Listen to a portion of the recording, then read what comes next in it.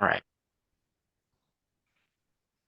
All right. So as we currently have, so we have the game somewhat working. You can shoot and run around and do all that other stuff.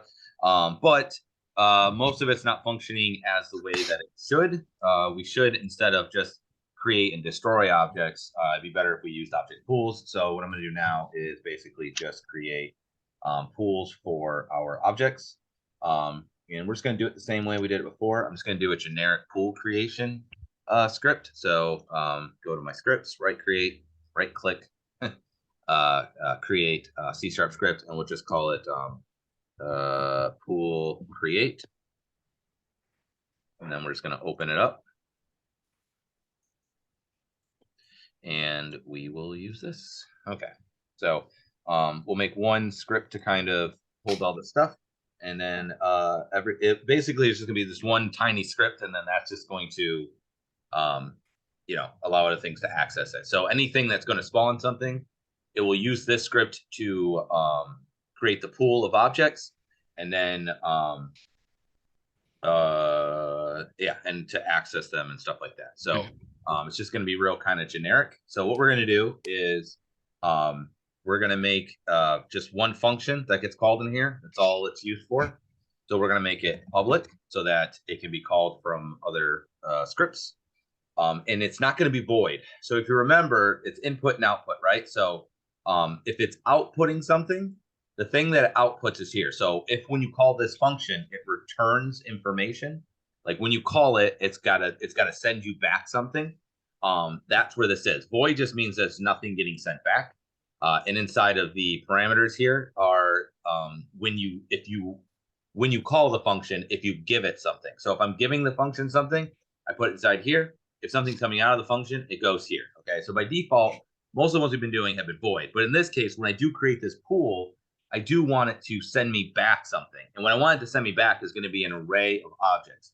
Because what the result of this pool is going to be creating a whole bunch of objects and putting them into a list of them. In this case, we're going to use All the array. What'd you say? right. No. I was agreeing with you. Oh, so so we're going to return game object, but not just game object. That means it'll only return one object. So to show it's an array, you put in the two straight brackets here. Okay, and that means this array. And any array can be called like that, like int, and then you go like this, and then you go, some ints. But make sure you do bad spelling. Float, boom, right, stuff. You get the idea. But so basically, you just put that there, and then you know that it is an array. All right, that's the way that they are produced or declared. Okay, so I'm just going to call this create pool for the function name. And when we do call this function, right, I need to send it information. I'm going to need the object and the number of objects. So I need, what do I want it to spawn? So, it could be enemies, could be bullets, could be effects, could be whatever. What do I want to spawn, and how many of those do I want it to spawn? So we're going to need both of those. So we're going to have to say game object. So it's going to request the game object, and we'll call that object to pool, because it's my object that needs to be pooled. And then we're going to also send it an int, and that will be the pool size. Okay, so it's going to require those two things. So it's going to return that an array of game objects, right? So basically a whole big slew of game objects that are stored. And it's going to require that you send it this. If you try to call this function and you don't give it a game object and an int, then it's not going to run. It's going to be like, right? Also, if you don't do return and return some sort of, actually, I don't want to write the thing, return something that is a game object array, that will also cause an error. So they're now both kind of dependent. So first thing we're going to do is we're going to go ahead and make the an array that's going to hold our elements. So we're just going to do a game object, and we'll just call it object pool.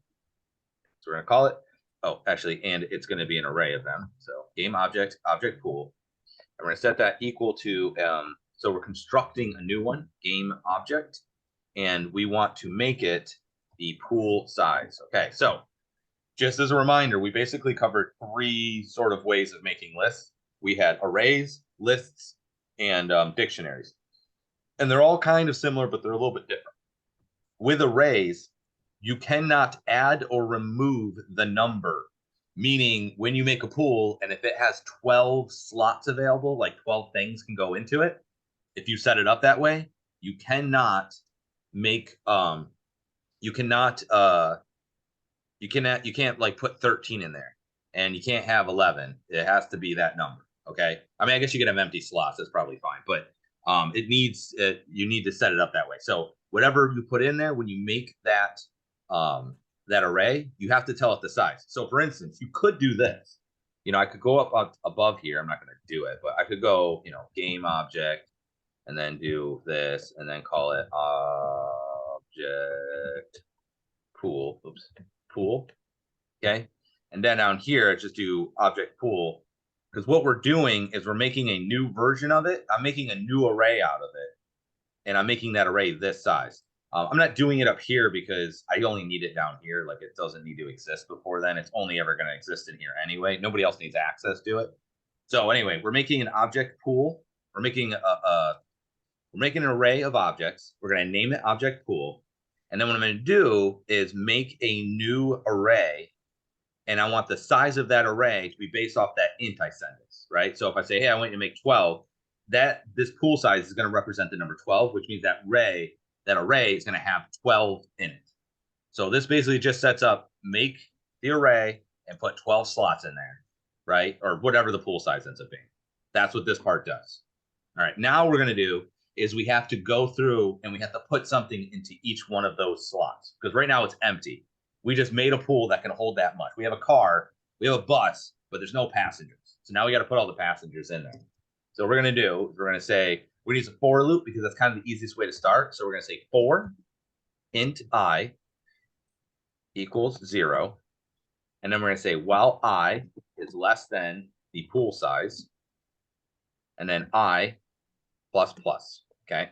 So, like I said, 90% of the time, it usually just looks just like this. I mean, whatever you put in here might be different, but most of the time you'll see I is equal to 0 and I plus plus on the end, and while I is less than. So just as a reminder, what this is going to do is it's going to say for, as long as what's in these parentheses remains true, it's going to run through this. So it's going to say, while this is true, it's going to run this, whatever is between these braces, then go back up and then run it again, go back up, run it again, go back up, run it again. Now, every time that it runs, it's going to take this into account. So we start off with an int that we declared called I, and we're going to give it a value of 0. So we're starting our counter, right? I've seen sometimes people will actually call this counter like that, and then you would just do counter plus plus, right? But I is kind of common, I think, just for increment. So we're going to start with our counter, and we're going to say it start at 0. And then every time it runs through the loop, it's going to increment it, meaning it's going to add 1. So the first time it runs, I is equal to 0. The next time it goes up and runs through again, it's going to add 1 to it. So then I, when it runs, will be equal to 1. And then the next time it runs, it'll be equal to 3, 4, 5, 6, so on and so forth. All right. So that's what these two parts do. And then this is basically our if you will, right? This is the comparison. So we're saying, while I is less than the pool size. So what that means is we made the pool size, again, let's just pretend it's 12. That means that this loop is going to run 12 times, right? Because we're starting at 0. So, and I will end up being 11 because, again, it starts at 0 because it won't, once I becomes, equal to pool size, which is no longer less than pool size, then it's going to stop playing. So it won't allow I to be 12 because then it will be the same size, and that's not less than, right? So it's going to run, but in essence, it's going to run this 12 times, which is useful because now what we can do is we can tell it, oh, I want you to run for as long as my pool size is. So we can now instantiate these. So we're going to go ahead and we're going to do game object. We'll call it G. It's really just a placeholder because we don't really need this object. I'm just using it so that I can set up the default settings. And we're going to set that object to instantiate. And then we need to tell it the object that we want to pull, that we want to instantiate. And that's where we sent this up here. So when we send it, we tell it 2 things, the number we want and the object we want it to do. So I'm going to put that down here. It's going to be object to pool. Okay, so it's going to go ahead and just make the object right off the bat, right? The next thing I do is after you make the object, so I could just do this, just so you get the idea. I could just do instantiate, and it will make the object, and it will make 12. But then I have no way of telling that object to like go over here or be parented or do whatever. I can't do anything to it because I have no variable to interact with it. So that's why we do this, because now whenever I say G, it's going to mean the object I just created, because that's what we put in here. So basically we're instantiating the object, and then we're going to call it G. And now anytime I do something to G, it means I'm doing it to that object that I just instantiated, the object that I just created. So now it's going to be G set active. I'm just going to turn it off, right? Because we don't want them on by default. So false. Good. The next thing I need to do is I want to parent it to the whatever this is attached to. So just so that it's organized, we're just going to have it parent to the thing that calls this, or not the thing it calls this itself, but this will be on the object as well. That the both will be on there. So we'll say G transform, right? Transform dot set parent, and the parent is going to be transform. So basically what this means is the object, it's transform, which will be the object we just created. I want you to set you attach it by the transform. I want you to parent it, and this one says transform. Transform refers to what this script is attached to, which will be the object that, or the thing that's calling. So basically when we put this on the spawner, it means you're just going to parent it to the spawning object. Okay, so that's why it's this one's transformed to that one's transformed. That's the idea. And then what we have to do is, just so that I have access to this later, right? So again, when I did game object G, right, this is only valid inside of here. If I go over here and I go tab and I do, you know, G dot transform dot positions equal to, I don't know, new, whatever, I say something, right? This won't work because G doesn't exist in here. It only exists inside the braces. Whenever you declare a variable, it only is available inside the braces that it's declared in. So for instance, you might have noticed most of the time we declare our variables right inside the class. It's the first thing we do, because that way all of the functions are also inside those braces. So they all have access to them. Game object G here, I can't access it here.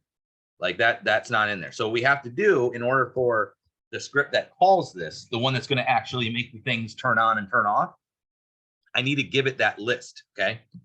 And that's where this game object pool comes into play. We're going to store them into this variable, okay? Notice that this is outside the for loop, right? So this has access to this, but and so what we can do is we can take this, and then I'm going to stuff it in there. So I'm going to say object pool, object pool dot I'm sorry, not dot, boom, I is going to be equal to G. So we get the idea is that whenever you want to put something into an array, okay, you can object pool, you can put in its index number. The index number means it's the slot that it is. Imagine I have a big long list, right? Like, see, like this is like a big long list, right? I got 1, 2, 3, 4, 5, 6, 7. Each item, right, goes by that number, which means if I say 3, that would be the equivalent of grabbing using Unity Engine. If I said 13, it would be the equivalent of grabbing this, right? So whatever I put in here, like if I put 4, that means slot number, well, technically 5 because it starts with 0, but you know, it means that slot, and then I can put something in it, you know? In this case, I could put G. Remember, G represent the object, okay? So that's what that part is. But by doing I, that means that the first time this runs, I is 0, which is the first index number. So it means in slot 0, the first slot, put that game object that we just created. Now, when this runs again, right, it's still going to be, I will still be less than the pool size, because we're just going to go with the theoretical number 12. That means that it'll still be less than that, which means it'll run again, but then it's going to add 1 to it. So the next time that this runs, this I will represent a 1. Which means that now when we put the G that we just declared over top of the other one, right? This just completely erases the first one, right? We're just making a whole new object. We're just calling it G again. That will go into slot 1. And then when it runs again, this will become a 2, which means that object will go into slot 2, and it'll go all the way down until basically all the slots are filled, because this is going to run until we get to the pool size. So that's why it's set up this way. And then all we want to do now is I just want to send back. Remember, we have to return. We have a return type here. I have to return an array. So all we have to do now is just go return, and then you tell it what you want to return. So the return here means that it's going to send back something. In this case, I want to return the object pool, which, if you recall, is right here, and we declared it as this. Okay, so now when this gets called, it's going to make all those objects, it's going to put them in a big old array of game objects, and then we're going to send it back to who called it. And this is important because now when we have this list here, I can use this to turn those on and off. I have a whole list of them now. Otherwise, they just went off into who knows where, and I don't have a way of accessing them. This basically gives me their address. Okay. This holds all of them in a big pool, and that way I can grab them. Otherwise, they would just be like imagining a bunch of ducks, right? If I just put them out in my yard, I'm like, duck, duck, duck, they'd be gone. I don't know where they went. But if I had a big pool and I throw all the ducks in the pool, I can then grab the ducks I need. That's what this is doing. We're just putting them into a big group. Okay. All right. So we'll save that. Hopefully you don't have no errors. Don't have no errors. Perfect. Logic. All right. So now we have that pool creator, and we're going to use that over and over and over again. And that way we don't have to write it every time. A big part of coding is we're trying to limit the amount that we write. Okay, so I'm going to take that pool create, and I'm going to drag that onto the enemy spawner. So now I have my enemy spawner, and I have the pool create. All right. But the way that we have the spawner working is not the way that I actually want it to work. So what we have to do is we have to tell it to create the enemies for us. And then we're going to use it instead of instantiating and making them. We're going to have it turn them on and off. Okay, so if you recall we'll do that first. So I'm going to have it make the list or the pool first. So I'm going to go to my enemy spawner, and what we're going to do is we're going to have up here, we're going to have I guess I can leave that on, right? Yeah, I do need that. Let's just do this after. We'll do private, and I want something that's going to hold my pool create. So pool create, and then I guess we'll called it pool create before. Create pool. I guess that's not really a great name. But that's going to be the thing that will hold it. So now we have to do is actually attach it. So we'll just do void. We always like to do our attachments on awake. So void awake. And we're just going to go ahead and we're going to stuff this in there. So we're going to go ahead and say that create pool is going to be equivalent to get component, and it's going to be pool create like that. Okay. So basically we're going to stuff that in there. And the next thing we want to do is actually make our pool. So we're going to go ahead and we need to have an array that's going to hold it. So underneath this, we'll do private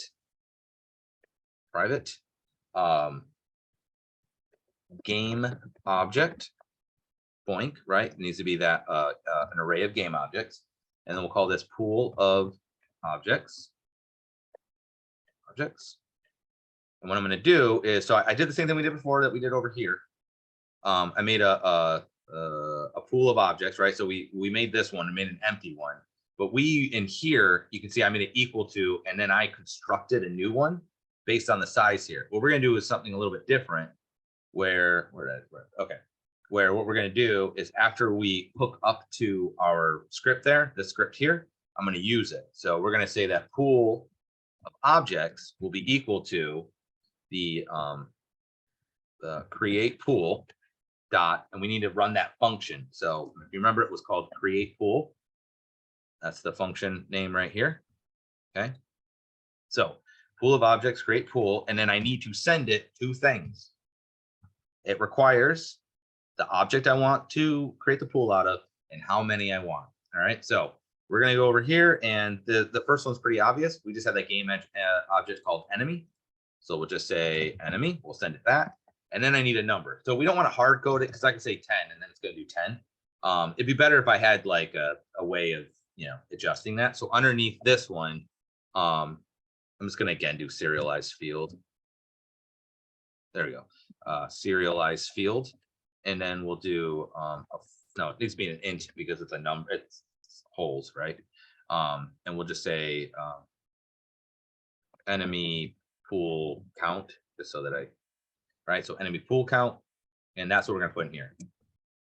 Not that. Control C. Put that in here. Control V, and make sure I put my semicolon on the end. All right, and let's give this an initial value of, let's say, 10, just to, oops, just so that we, have an initial value. Let's save that, and this should work.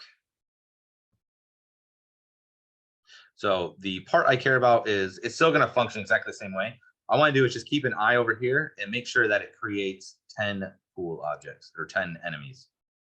So there's just a little arrow pop up, and then I should have 10 underneath, and there's my 10. All right, so it did its job. It made the 10. Now, unfortunately, the way that it's currently working, if we look at our enemy spawner script, right, is this just making them right now? It's still doing that whole instantiating thing. So it's still going, when we do the spawn enemies here, it's still just making them real time. So what we want to do is just switch that so that it doesn't do them in real time, that it will do them when we tell it to. Okay, so or no, I'm sorry, that doesn't create them in real time, that instead it uses this pool of objects and not just creating them at that time. So we're going to use this pool of objects that we stuffed all the that we told to create pool to stuff with objects for us. We're going to use that down here. All right, so the rest of this is fine.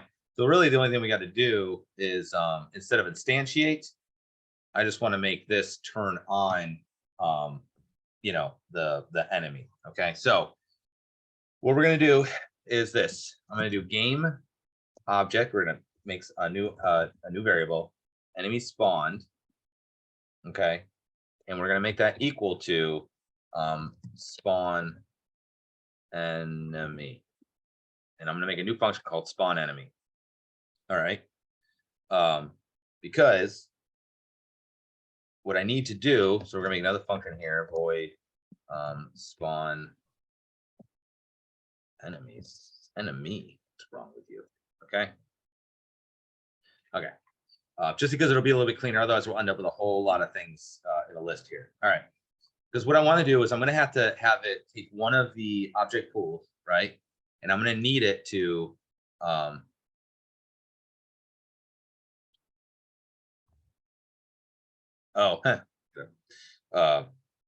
I'll show you anyway. But so I'm going to need it. Let's get rid of this because that's not helping me. I'm going to need it to look at that list that I have, and I want to turn one of them on and then go to the next one or the next one. I basically have to find a way of choosing it. I can't just say, turn on, one of the objects, the pooled objects. I need to be able to say, turn on this one or that one or this one or that one, and go down the line until we get to the end of the line, then start at the beginning of the line again. Otherwise, you'll just end up turning the same one on over and over again. So what we're gonna do is we're gonna pick the enemy that I want to spawn by using, actually that'd probably be a better name. So we'll say we'll call this pick enemy. I think that would be, because so this is actually going to pick the enemy to get spawned. Okay, so this is our enemy picker, if you will. That's actually a better name because it's not actually doing the spawning. This stuff is. All right, so we're going to run that function, and then it's going to do that. Now, one of the issues, and you'll notice right here, when I go to write it, you'll see right here it says cannot implicitly convert void to unique game object. So if you look, I did game object enemy spawned.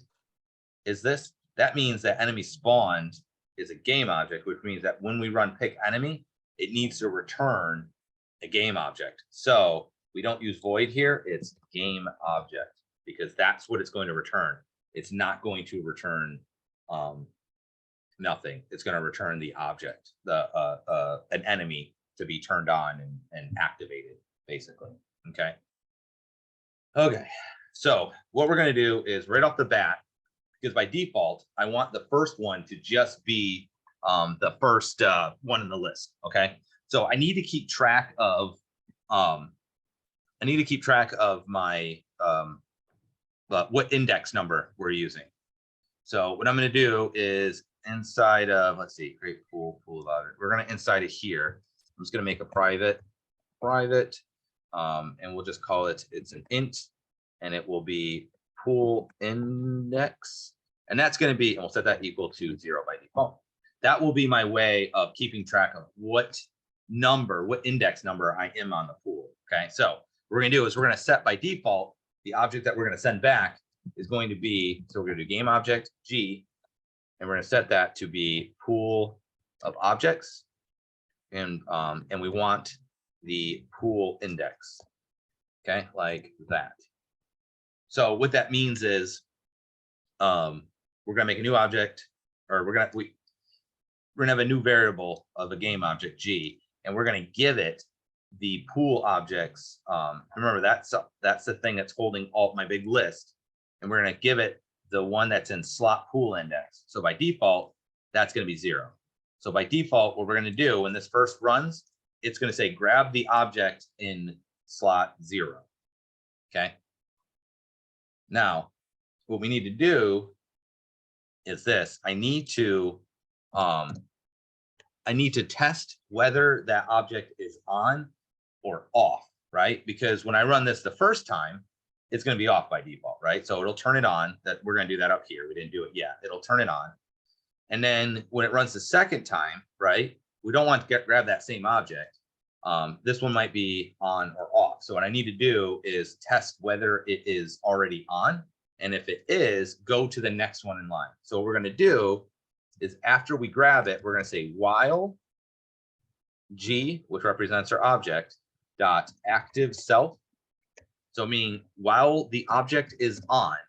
So if we go to run this and G is on, it's going to say, okay, if it's on, then run this loop. And then if it's on again, then run the loop. And it's going to keep running the loop. So what we're going to say is while it's on, we're going to add to our pool index number plus plus. So we're going to make the next index number that we're going to test. We're going to add 1 to it. So it'll be 0 the first time. It'll become 1, then 2, then 3, right? We're going to add to it. And then what we're going to do is we're going to make G now equal to the pool of objects and pool lowercase pool index, like that. Okay, so what that means is we're going to start off with basically slot 0, right? And then say, okay, is slot 0 already on? The first time it won't be. So it'll just go, okay, and it'll just go to the next bit and be like, fine. But the second time it goes to run this, that slot 0 will be on, right? Because we already turned it on. So what it's going to do is it's going to say, okay, if that's on, go down here, add to the index number, add 1 to it. And now basically in that pool of objects, use that pool index number. So that when it runs, the first time it represents 0, but after this runs once, it'll become 1, right? And then it'll go, okay, it'll come back up here and go, okay, is slot 1 on? If it is, then it's going to run this again. It's going to look at slot 2 and then slot 3, 4, 5, 6, all the way through. Okay. So it's just going to look all the way through those objects and see if any of those are on. And if they are on, go ahead and make them work. Okay. But the problem with this is that this could loop forever. Because what it's going to do is that it's going to go through this, right? And it's going to go past it because it's just adding 1 every time. So what I want to do is make sure that when we get to the end of the list, meaning with like, we've been using 12, but let's say our pool is 12. This is going to run when it gets to 12, it's going to come back up here again. It's going to add 1. And it's going to go to 13. Well, that will be out of index. I forget what they say it, like out of scope or out of index out of scope or something. But basically what it means is that 13 is not one of the slots and it's going to crash. It's like, that's not one of your things. It's going to throw an error. So what we want to do is we only want to run this for as long as pool index is as long as our list is. We only want to run this for as many items as we have in the list. Otherwise, don't bother. So what we're going to do is after this, we're going to do an if statement. And we're going to say if pool index is greater than the pool of objects dot length, which represents the number of objects that are in it, -1. It needs to be -1 because if you remember, pool index is starting at 0. The length itself, that's going to tell you the total number. So let's say, again, there's 12 slots. The length will say 12. So it's going to say, oh, it's 12. But the index number will go from 0, 1, 2, 3, 4, 5, 6, 7, 8, 9, 10, 11, 12, or 10, 11 that'll be 9 because you're starting at 0. So it's only going to go to 11. It's not going to go to 12. So I need the length. I don't want 12. I actually want 11 because I need to subtract 1 because the last index number is actually going to be 11 because it starts at 0. So that's why I have to do length -1. Otherwise, it will still break because it's going to go up to 12. And there aren't actually 12 slots. I mean, there's 12 slots, but the last slot will be 11 because it's 0, 1, 2, 3, 4, 5, 6, 7, 8, 9, 10, 11. It doesn't go to 12. So I have to do a -1. All right. So it's going to keep running through there unless this happens. And then what we're going to do is we're just going to tell it to break. So if the pool index number becomes higher than that, go ahead and break the loop. So that it'll just give up. And once it gets to the end, it'll say screw it. Now the next thing I need to do is just in general, I want to increase my pool index number, right? So what we're going to do is you're going to say if pool index is less than the pool of objects dot length -1, meaning if the current number is less than the last number in my list, then I'm just going to tell it to go ahead and add 1 to it. So we're going to say pool index ++, okay? Else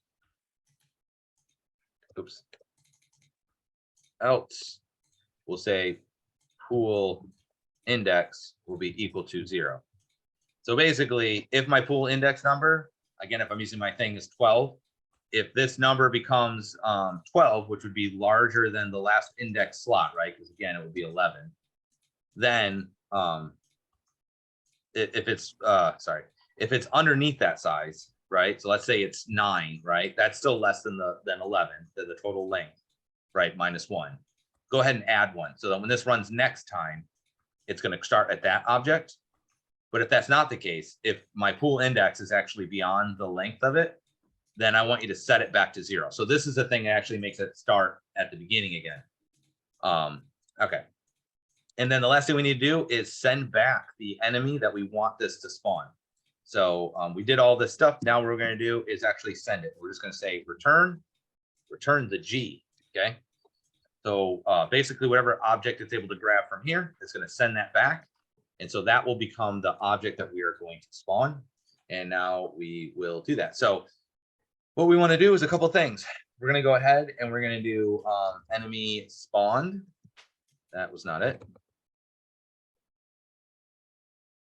Maybe I should just call that G too, because it's like longer, right? So enemy spawn set active. We're going to turn it on because remember it's off by default because we turned them all off when we made them. Then what we're going to do is we want to take the location of it. Enemy spawned dot transform dot position is going to be equal to LOC. Remember right here is I'm going to hit enter. See, right here is remember we made that random range within that spawn range. So that's where we're going to give it its position. So we're going to say turn on, put it at that random spot that we figured out up here. Then what I want to do is I have to give it its rotation, enemy dot transform dot it's not enemy anyway, transform dot rotation, and we're going to make that equal to quaternion dot identity, like so, and it should be enemy spawned. Now the reason why I did this, because you'd be like, what difference does it make what the rotation is that you might have noticed that like when we shoot it and stuff, like when it dies, it's gonna, like if we kill it, it's gonna be at like a certain rotation. I don't want it to spawn at that same rotation. It's be kind of weird. So I just want it to spawn at like default, like 0, 0. It'd probably be better if it spawned like already looking at us. Probably do that, but I'm just gonna do it this way. That way it always just spawns straight up. And the other thing, this is just to make sure it goes along with that, is I want to also take my enemy.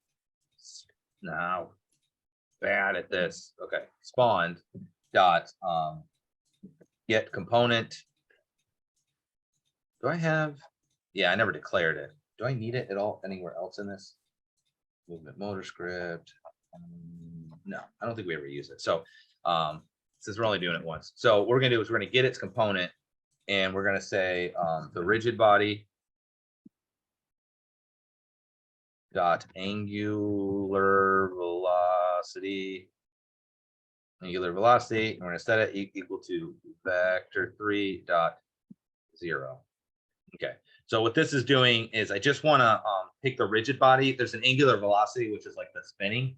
I want to set that to 0. So vector 3.0 is the same thing. It's just doing vector, vector 3, and then doing like, 0, comma 0, comma 0. It's just like a shortcut. It's just like pre-built. Kind of like how we do vector 3 dot up or left or something, right? Like vector 3 dot left. That means that it's going to be that would be equivalent to vector 3 let me see, XYZ. So it'd be 0, or I'm sorry, 1, comma 0, comma 0. That's what this would equal. But 0 just means all zeros. That's the difference anyway. Okay. So we're just going to make sure that we zero it out so it's not like spawning and spinning, making sure it's not moving. I'm not sure if that's necessary or not, but I'm just going to do that. Okay. So we'll save that. Let's go back. Come on. There we go. And okay, so transform is apparently not a word. So we'll go to 38. Transform. Let's go back.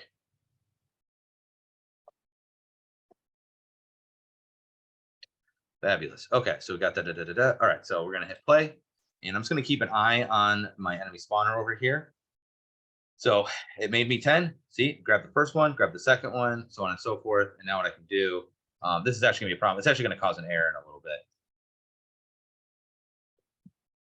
Okay, and that's because if you remember, when we're shooting them, we're actually destroying the objects. That's not what I want to do. I actually need to, I need to turn them back off.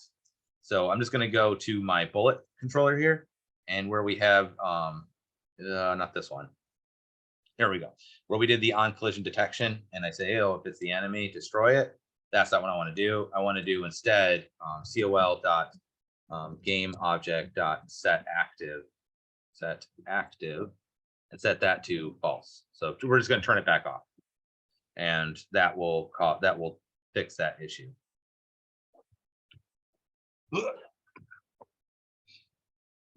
Okay, let's play. And now when we go through, it's going to spawn. Where are you at? There you are. So you can see what it's going to do is it's just going to literally turn them off.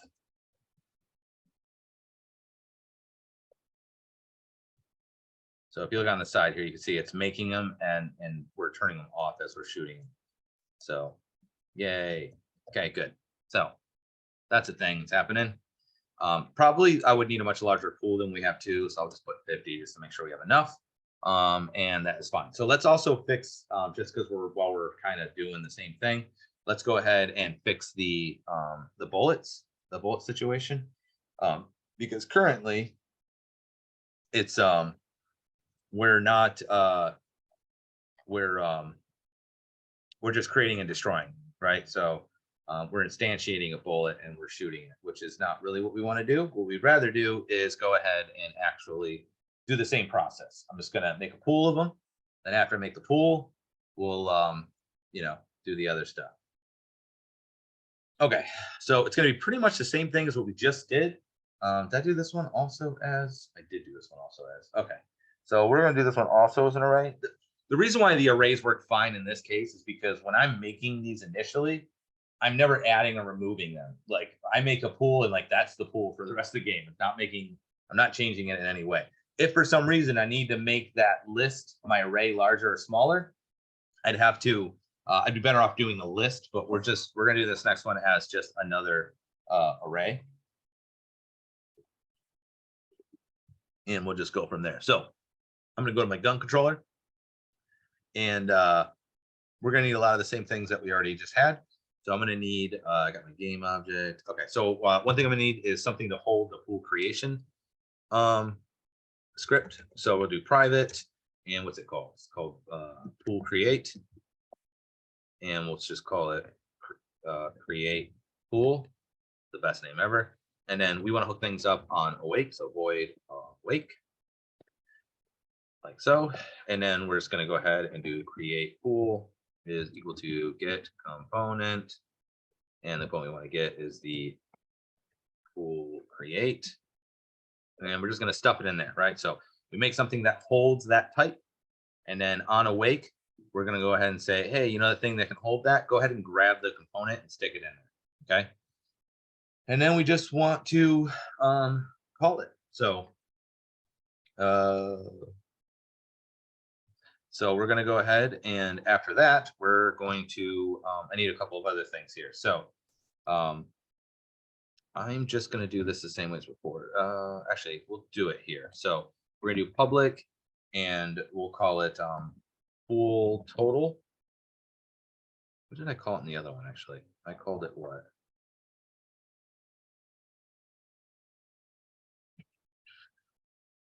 Oh, enemy pool count. Okay, we'll call it that then.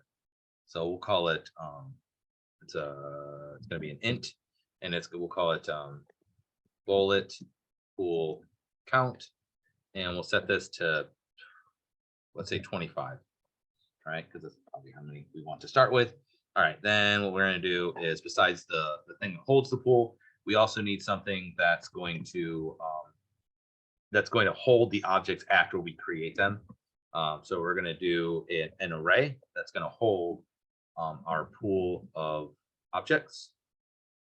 And then we also, just because we're going to need it later, let's go ahead and do our private int pool index, and we'll set that to 0 initially. So basically, same idea is that in order to keep track of which ones we're grabbing, we're going to do the same thing. Now this will be, I guess, pretty similar. All right, and we already have this set up here. So really, the only thing we got to do is get rid of, not that one, get rid of this instantiate, and instead have it, grab a bullet, right, and go from there. So this is a little bit different. So one of the problems I have when we did the other one with the enemies, right, is that we're gonna have a lot of enemies for sure. But when I make my enemies, they're gonna spawn and then I'm gonna kill them, right? So they're gonna spawn and be alive for a while. Like they could be alive for 30 seconds. I don't know, that'd be a long time for an enemy to be alive, but they could be alive for like 30 seconds. So when I was going and I was spawning them, I want to make sure that I'm not grabbing the same one again. With the bullets, when I go to shoot them, they're going to die after a certain amount of time, right? Because I have it already set up that on the bullets themselves, right? I already have it set up that after a certain amount of time, they're going to die. So I'm not going to be as worried about keeping track and checking if it's already on, because I'm just literally going to go right through that list. I'm going to start at the first one, and then go to the next one, then go to the next one, then go to the next one, then go to the next one. And then when we get to the bottom one, go ahead and start at the top of the list and then go down. So the idea is that I'm going to imagine I have this list right here of all my bullets, right? Just big list of them. I'm going to start shooting from the top. So I'm going to go boom, boom, boom, boom, boom, boom, boom. And then when I get to the bottom one, I'm going to start back at the top. By the time I get back to the top, these are already probably off again. So then I'll just start going down the line. And as I'm going down the line, the ones below it, they're going to start turning off because they're naturally going to be living and dying. With the enemies, they could potentially be on, right? They could be on the whole time. So I wanted to check which ones are alive and which ones aren't. And this, as long as I make sure my pool of bullets is enough, for what I need to be on the screen at any one time, it shouldn't be a problem. So I'm not going to do the thing here where I did the pick enemy and I go, oh, check to see if it's already on. And if it is on, then grab the next one. All we really need to do is set it up that we want to grab the first one and then add to my index number that when we run it the next time to grab the next one in line. We don't need to do all that other stuff because you're not really going to see it. And because of that, that's a lot simpler. I'm not going to worry about putting that in. Although I will. Let me see, what is this? Gunfire. Hang on a second. This one, you see, this is called shoot. I think I will make this into a different function though, just because I think it would be better. So we'll just void fire bullets, we'll say. I don't know if that's a good name or not. So I'm just going to grab this and Control X, put it in here. Shouldn't I? Okay, and then we'll just run fire bullets on every update. Okay, but I'm not going to worry about doing the whole thing where I'm going to go through and go, oh no, I'm just going to just go down the line.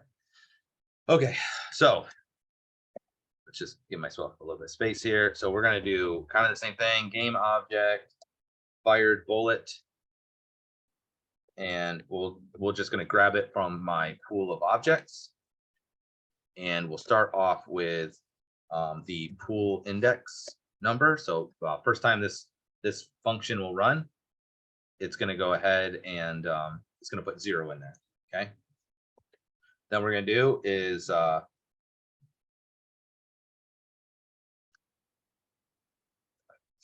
think I already have the bullet getting set. So what we're going to do now is this. We are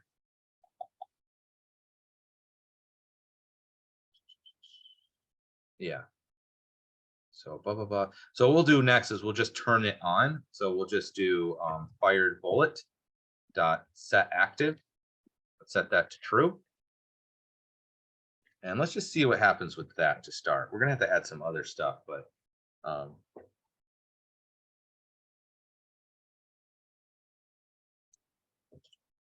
right.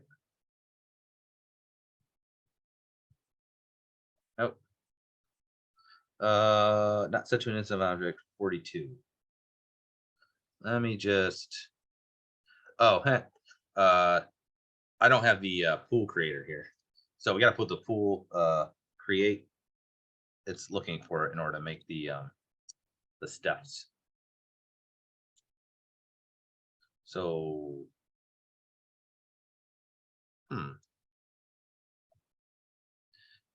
hang on. All right, so we got pool create bullets. Oh,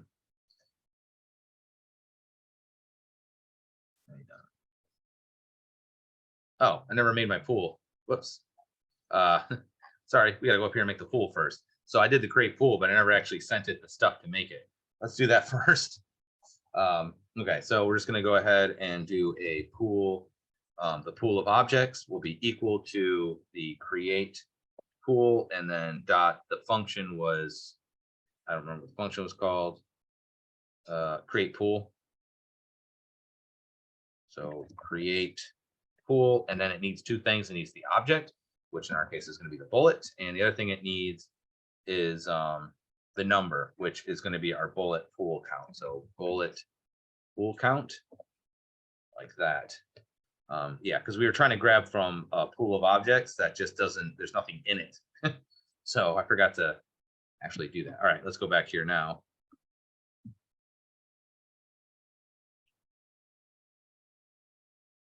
And we'll hit play.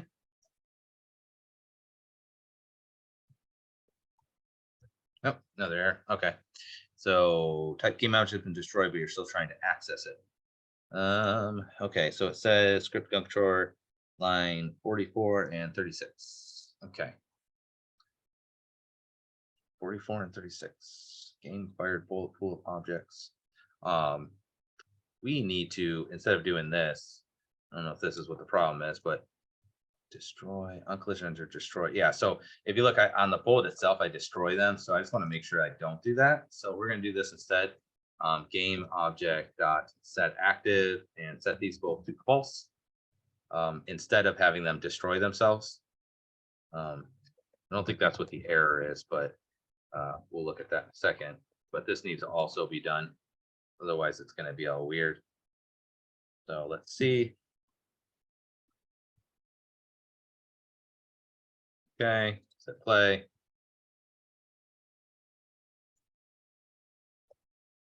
Oh. Oh no, it only ever shot one bullet.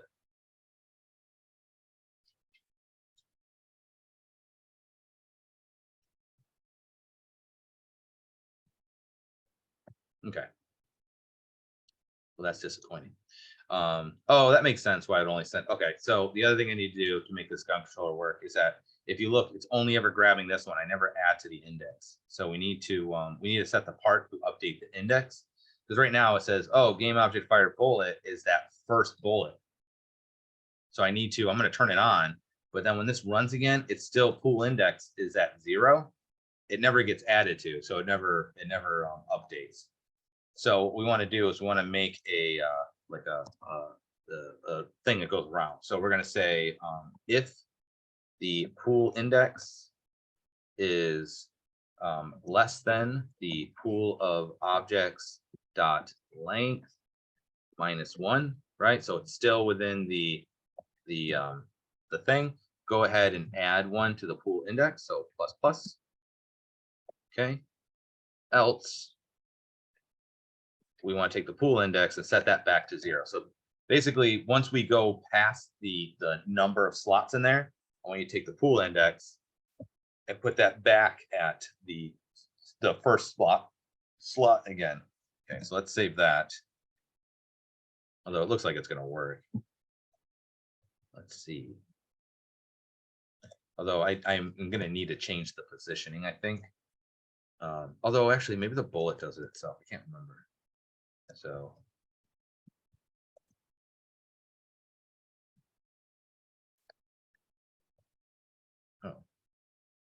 Oh, it's shooting the bullets, but they're like super fast or something. They're going all over the place. Oh, that's the other problem too.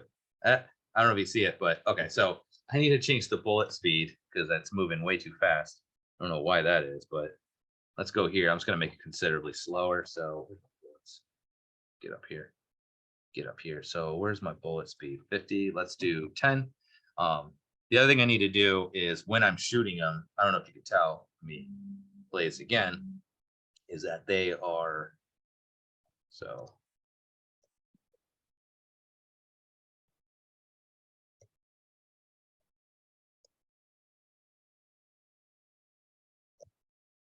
That's acting weird. I think, is it shooting, where's my bullets? That's weird. All right. Not sure what's going on there. Okay. All right. So it should be going down the line if time.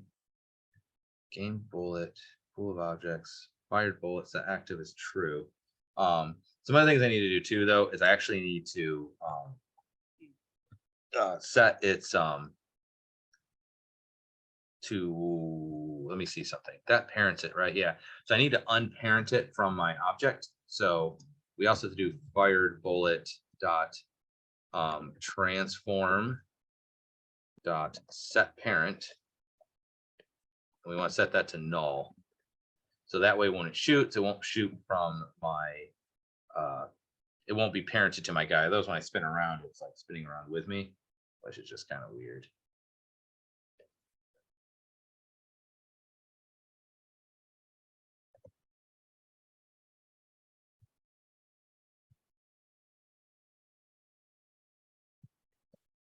So if we look at the back here, so it's definitely shooting them.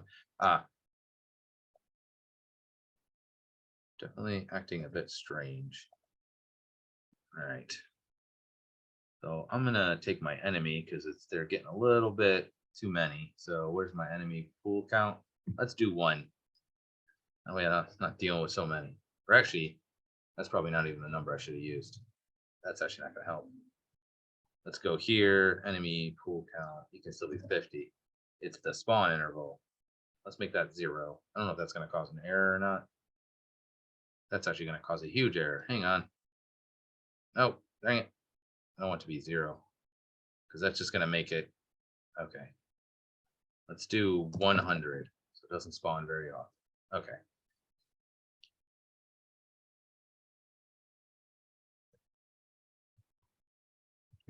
Okay. So it's spawning them down here. Oops. But I don't see them turning on. So why are you not turning on? Set active true. Fired bullet, set active true. All right, let's go like this, and I'm just going to collapse some other stuff so that not in the way. Collapse you. All right, so if I shoot, yeah, see, that's unparenting them, but I'm not seeing them turn on, which I do not understand.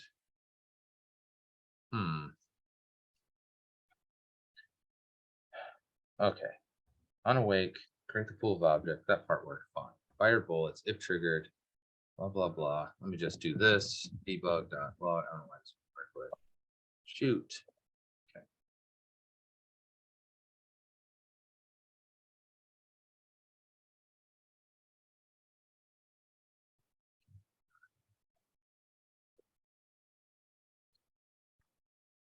Okay.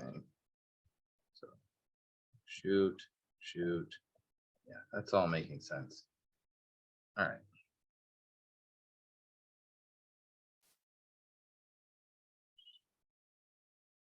Boom index. Fired bullet set active true.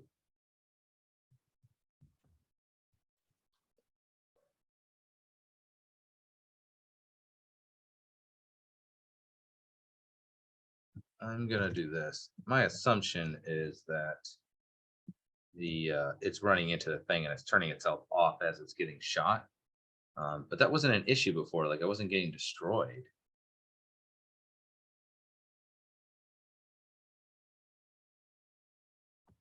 Yeah, that is what it was. That's kind of weird.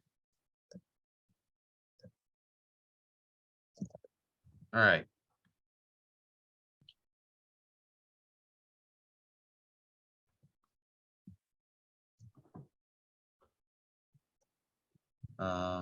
Do the bullets have gravity on them? I don't think they do. No.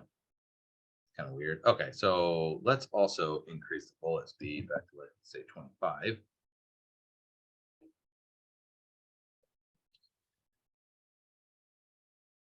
All right. Now it just looks like he's pooping. All right. So, okay, let's go to gun controller. So we set extra true. What I'd like to do is set the ugh, um, set the position to fired bullet dot transform dot position. We'll set it equal to the gun controller's transform dot position. Make sure that that is where it's at, because it seems as though for some reason they're spawning from the center almost. I want to check something real quick. I think it was spawning from there. There we go. That's what the problem was. It wasn't spawning from the So I don't know if you guys noticed. It looks weird, right? So there's a reason why that's happening. Well, there's always a reason. So yeah, what was happening before is I think it was spawning from the center of it. I don't know. I guess because that's where the starting position of the bullet would be. It wasn't using the position of when I was turning them on. It wasn't putting its position to the position of my the position of the the gun. It was using the position that it was just spawning from. So this set its position now to the position of the bullet, which is fine. Which means actually I can go in here and turn this back off because I think what's happening is they were getting killed by me shooting because I think I was shooting myself, which was making contact and then turning it back off.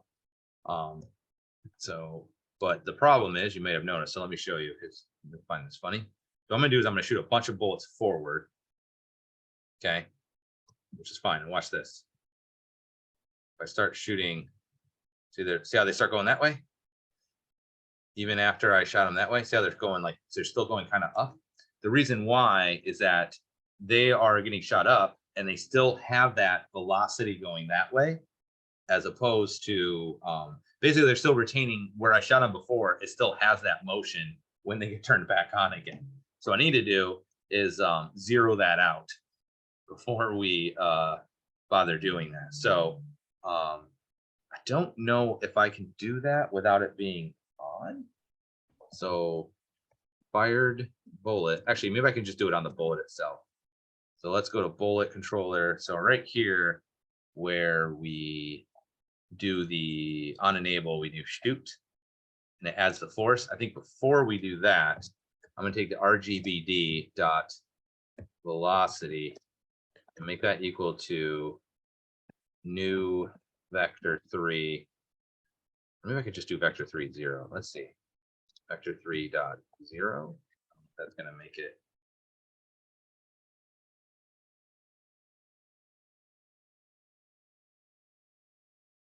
Let's see if that solves that. So I did this obviously different than last time we did it, where I applied the force to it from my guy. So let's see.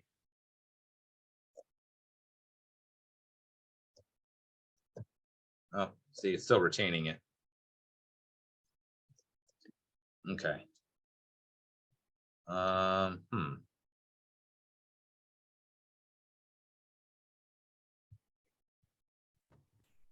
Oh, you know what else it might be actually? Let's also hang on. Let me check something real quick. So where's it go? Wait, add force, transform dot forward. So I think I might need to also dot transform form dot rotation equal to quaternion dot identity, because they might be turned to the side as part of the problem too.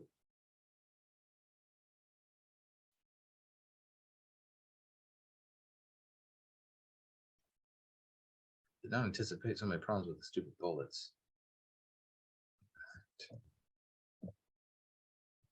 See, it's zeroing them out though in that direction. Ugh, that's not what I wanted. Okay. So let's just do transform dot rotation. So we'll just do the rotation of the object itself and see if that works.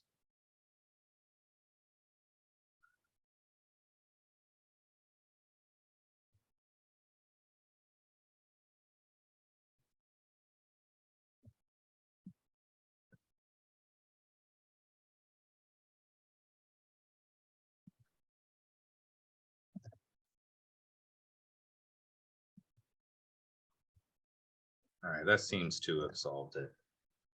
Okay. All right, good enough. Okay. All right. So basically, so what we're gonna do is we'll get rid of this, that anymore. So what we're gonna do is when you pull the trigger, and if we're allowed to shoot again, what we're gonna do is we're gonna make a new variable called fire bullet. We're gonna put the inside the pool of objects, grab one. So the first one in this case will be 0. So one based on the index. We're going to take it. We're going to set its position to the position of the gun controller. We're going to set its rotation to the same as the gun controller. Then what we're going to do is, actually, we can take this, Control X, Control V. We can set the parent to null. And then, which means we're going to unparent it from it, because by default, the pool create parents it. So we're going to unparent it. Then we're going to do set active. We're going to turn it on, and then it's going to shoot, and then it just goes to the next one in line. This will just more or less say go to the next one, and just to make this a little less spacey, I'm just going to do it like this. Good. I don't think that'll be an issue. I think that's fine to keep it on one line. Probably could have just done a ternary there, but okay. Good. Okay, so that looks fine. All right, so the other issue that I'm going to have is so I have it so I unparent it, right, and it's turning off and on based off of the bullet controller itself. However, it'd be nice if the bullet controller if it went back and parented itself again, so that way it unparents what shoots and then parents itself back. What I could do is set an I enumerator here and say, hey, after a certain while, parent yourself back. But the problem is that that could be like they could still be well shooting, and then all of a sudden it gets parented back, and then when I move, the bullet moves with me. Um, I want that when it's not moving.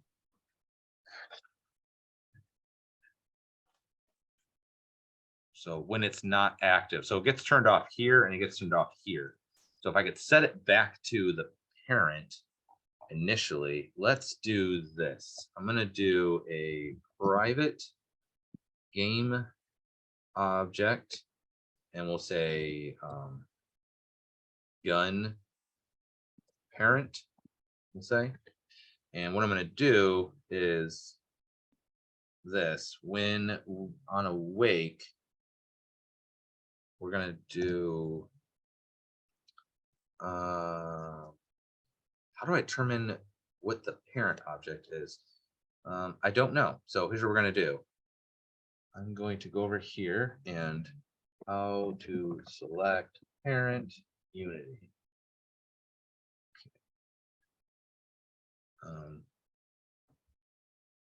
Select the parent set object. That's not what I wanted. Parent property. Okay, here we go. So given, so I just select parent unity. When I select a parent object and want to function as parent, basically you can use the parent property objects transform given blah blah blah. So player transform parent. There's the bit I need, so I'm just going to go ahead and grab that. Okay, it's going to copy it. Okay, then we'll go back here, and so we'll just say that gun. Actually, it's not gun parent. It would be bullet parent, right? Because it's the bullets parent.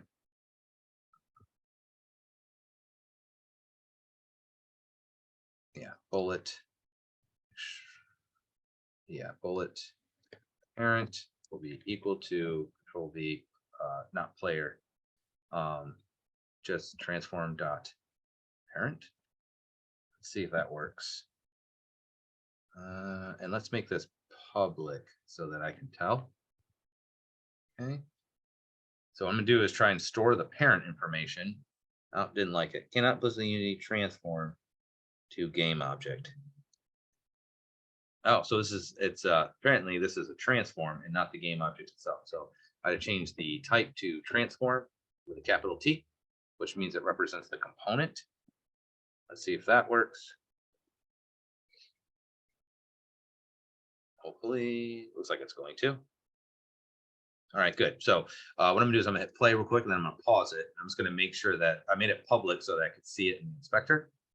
I'm gonna grab one of these bullets, and so it says bullet parent says none. So that tells me that it does not see the gun as its parent, which is a little disappointing.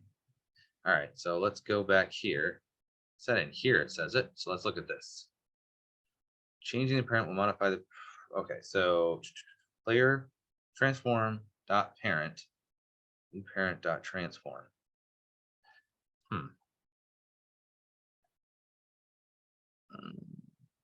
Oh, you know what? I do it on enable. So let's shoot a little bit, and then we'll look and see if that information is there. Still says none. Okay. So we need to see. I have it on awake though, actually, so that should work. Why are you not? Oh,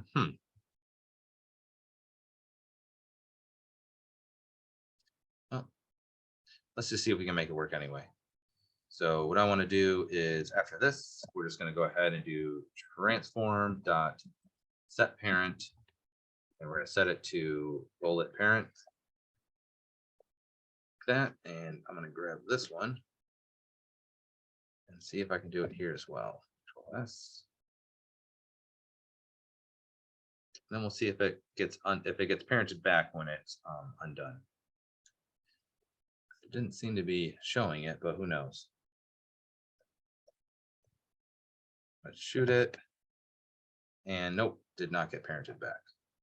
It's disappointing. Okay. The things lied to me. All right, let's try a different one.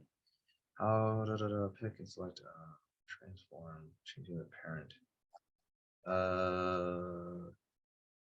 Select parent unity C#. Let's see if we get it here. Parent.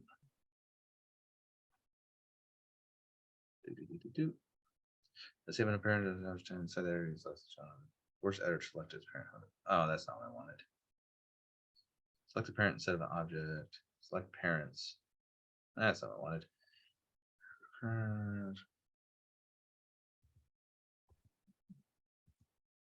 No. The parent of the transform.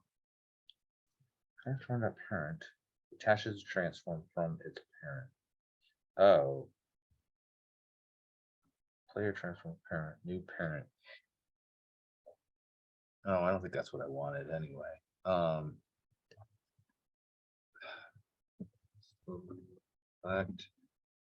Select child's parent unity. Select, okay. Select the parents. That's not what I wanted. Yeah, I'm just not getting what I'm looking for.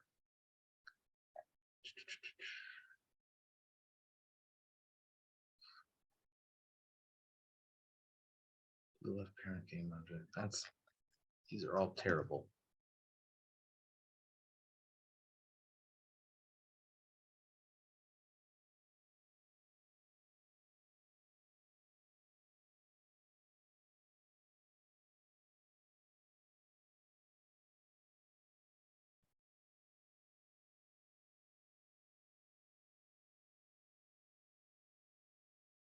Transform parent. Maybe I'm just not putting in the right spot here. So let's try doing Control X. Control S. It might be that it's not made yet, so it's not parented. Let's see. Nope. Okay, let's try shooting and see if that happens now. What I was looking for.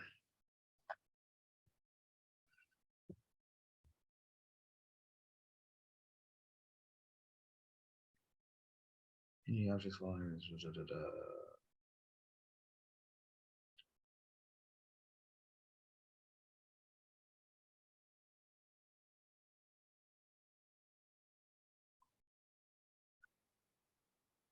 oh, maybe that's it. Let's try that bit there instead. Let's go back to game object. Game object. Control V. Right here. Control X. Delete. Control V. Take U. Control X. Control V. Let's try that. Oh, didn't like it. Not convert Unity game object to Unity engine. Okay. Guess it's still a transform. That's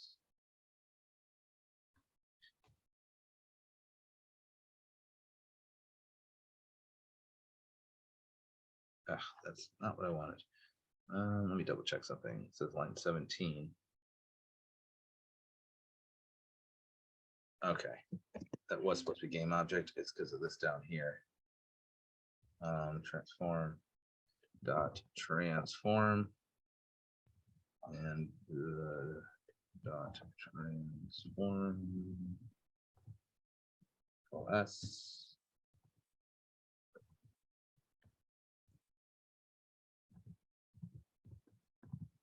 Play.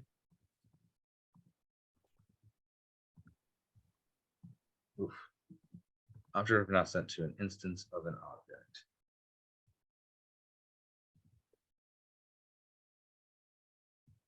All right. Let's see.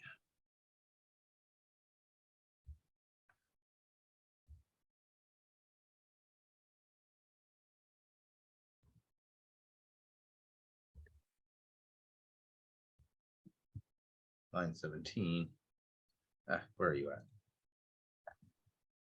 Let's see. Bullet parent. Control X.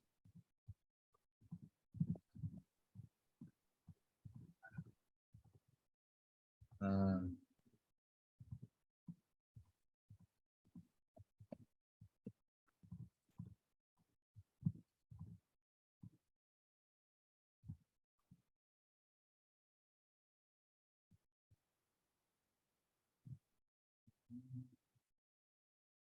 Still doesn't like it. All right, I'm gonna come back to that.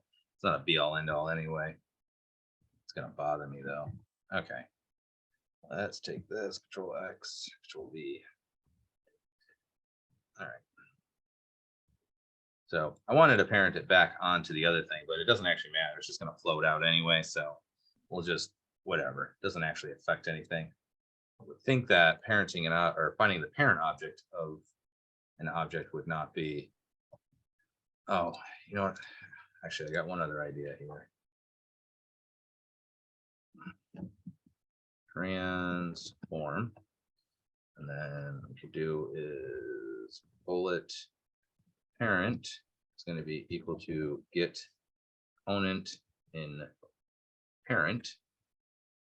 And oops, not that, sorry. And that's going to be the transform, like so. And then we'll just do this one because the kill bullet's the one it's going to do. So we transform to set parent. And then it should just be this. See if that works. Something's expected on line 17. Wink. And I forgot that. Let's go back here.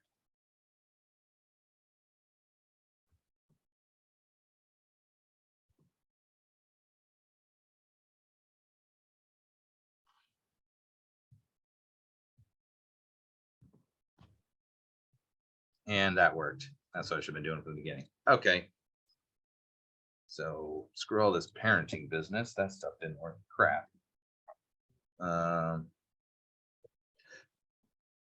So that's gone. All right. So I just ended up instead what I did is I just did a transform component type for the parent. And then what I did is I just grabbed that comparent by doing get component in parent. I just thought I could grab the object and do it that way. I don't know why.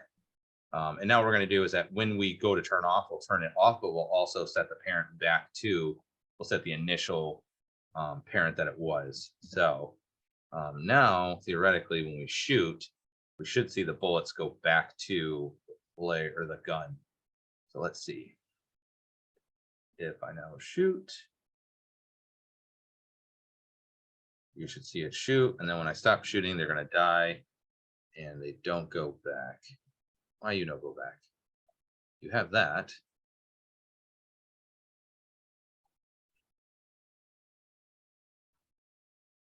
Weird. This is bugging me. Okay, kill bullet, game object set active. Let's do this. Transform dot set parent, bullet parent. Bullet parent's there. Let me try this. I don't know why it would be this, but transform. Be like a real long way around the horn, but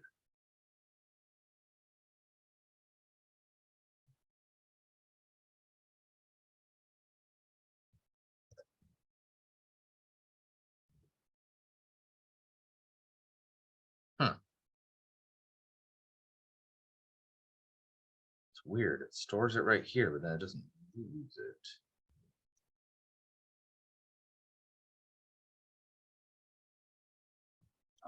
Transform dot set parent, bullet parent.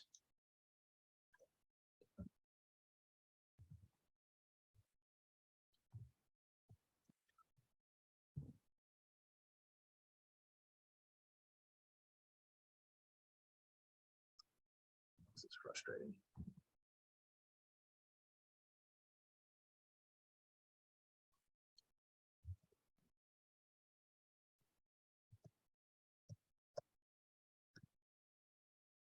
Okay, so die is running.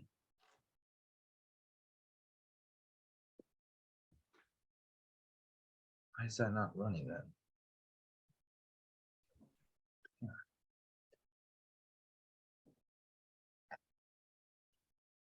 Not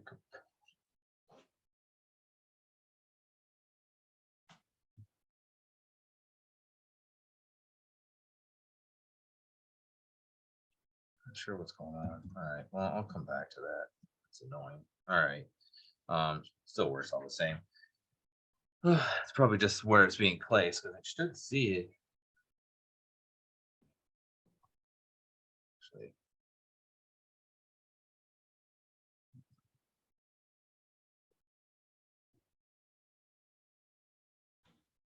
I'll see it's seeing the transform as the bullet itself. It's not grabbing its parent. It's grabbing the bullet's transform, which doesn't actually make sense. So that's why it's not working. Why are you not grabbing your parent? Get component in parent. Yet you don't. Weird. You just get the component in the object that you are on.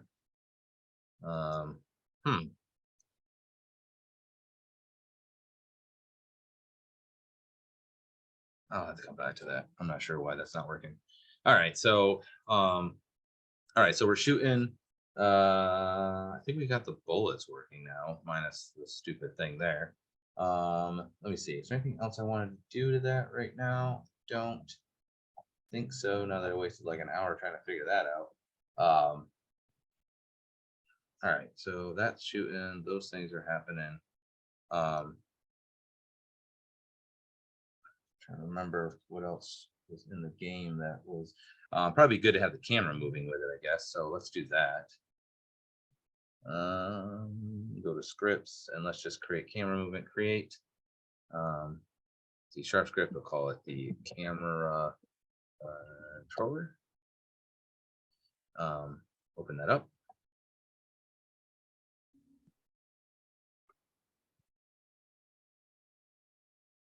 All right, and we'll go like that.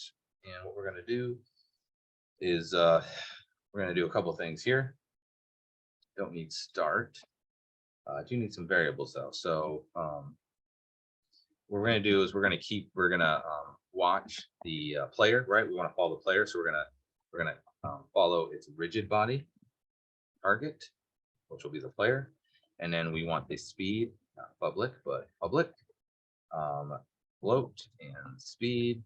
This is basically the number we're going to multiply for when we do the lerping, and then I also need a vector 3 for offset. So I don't want the actually just like that. So we'll set it up to initially as vector 3 dot up times 10. What I don't want is to have I want to be able to offset it so it's not exactly in the same position. So we're going to do this on the fixed update. Let's get rid of this. So we're going to use update and fixed update. So void fixed update. And all we're going to do is say vector 3 dot the target POS is going to be equal to the target dot transform dot position. So the position of the target, which in this case is going to be our player, plus our offset. So because I don't want to go exactly where the player is, otherwise it would literally be on top of them. So this way it'll be offset. And then all we're going to do is just lerp the position of the object. So transform dot position will be equal to a vector 3 dot lerp. And again, remember we want the starting position and end position. So our starting position is going to be where we already are. So it's going to be transform dot position. And then it wants our ending position, which will be this target position. And then we need to do it by the increment. And so we're going to do time dot delta, fixed delta time, time speed. Okay, so speed is that, and that should work. So now if we go back here, we'll take that camera controller and we'll slap it on top of this camera. Okay. And when we hit play, you're gonna notice that the camera's gonna snap to the to a position which it didn't like. Oh, it's not gonna work because we didn't set up the I gotta attach the rigid body, so I'm gonna grab the player, stick it on there. Okay. Now we'll use that. And now when I go to move it around, um, you'll see that I don't know, you can't really tell. I'm moving to the left. Hopefully at some point, there you go. You can see it's following it around. And you can see there's a little bit of a delay. Okay, so that's pretty good, but I can't tell where it's snapping to, right? It's right here, then the code kicks in.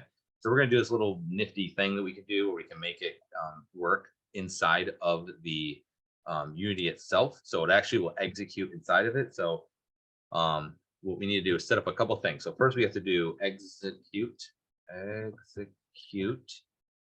in edit mode.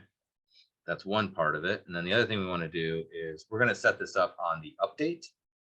So we have to set it here. So we're going to say if, and we're going to say Unity. Actually, I think it's all caps, right? Yeah. Caps. There we go. Unity underscore editor. So if we're in the Unity editor, this part's going to run. And then we're going to say end if, so that way this is like the closing of it. So we'll say end if, and what we're going to do is inside this update, we're going to say if the application is not running, application dot is playing. So this won't run if it is playing, but it will run in the editor. We're going to go ahead and we're basically going to do the same thing. Transform dot position is going to be equal to the target target position. I'm sorry, target position. Oh, but I declared it on there. See, it'd be easy. Well, I got to declare it constantly. So it'll just be target dot transform dot position plus the offset like that. Okay. So the reason why that's handy is that now when I can adjust the numbers here, and it should just snap right to them. And now I can change my offsets to make sure that it's looking where I want. So like, oh, I don't really like that. So I'm going to take the Z and offset it back here a little bit. I'll take the Y, offset that more, offset the Z a bit more. Just want to be able to see more of the ground here. Y a little bit more. Okay, so like that. And now that will be like the starting position. It won't snap. So there we go. And it's just a rough camera, but by doing the lerp, you'll see it. I stop moving, but the camera keeps moving because it's still trying to reach that position. You'll actually see it's constantly doing it. Once the numbers eventually get so small that you won't see it. Okay, so good. All right, so we got that going. Camera movement's always handy. All right, let's go ahead and I guess one of my other pools that I was doing. Let's got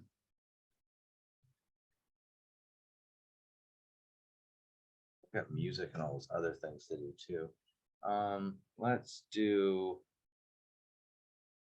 the menu stuff just before I bother doing the pool stuff, just to get that being a little bit better. So I'm gonna save this, then I'm just gonna make a new actually, yeah, we'll make a new one. File, new scene, just make an empty, create, and I'm just gonna save this, Control Shift S, go into the scenes, and I'm just gonna call this start screen. And yeah, we're gonna need a camera. So camera, and on the camera, I'm gonna go to the environment and I'm just gonna do solid color, whatever. That's fine. And then I'm also say that, and then I'm also gonna need my UI. So go to UI, and we'll just do text, and I will import TMP essentials. And actually, we'll keep it at center, and I'm just gonna move it up 100. and I'm just going to call this title. So it will be my title screen. Oops. And I'm gonna make sure the text is centered, and I'll make it bigger. Let's say 56. Okay, so that's got the title. Yay. All right. Then I need buttons. So create UI, and we'll do a button, and we'll call this the start game button. And the position I think is fine. I'm just going to change the text here, close you out, and we'll just put start game and put a space there. Good. Then I'm just going to take this and duplicate that button in general, and we'll call this the quit game button. Joink. Quit game, and then we want to take the name of it and make sure that says quit game instead. So quit game. That's good. Go back here, and I want to move this down. Let's say -50. Okay, so we got start game, quit game. Yay. All right, but they don't actually do anything. So we're going to make a new script, and we'll just call this the menu controller. And let's open that up.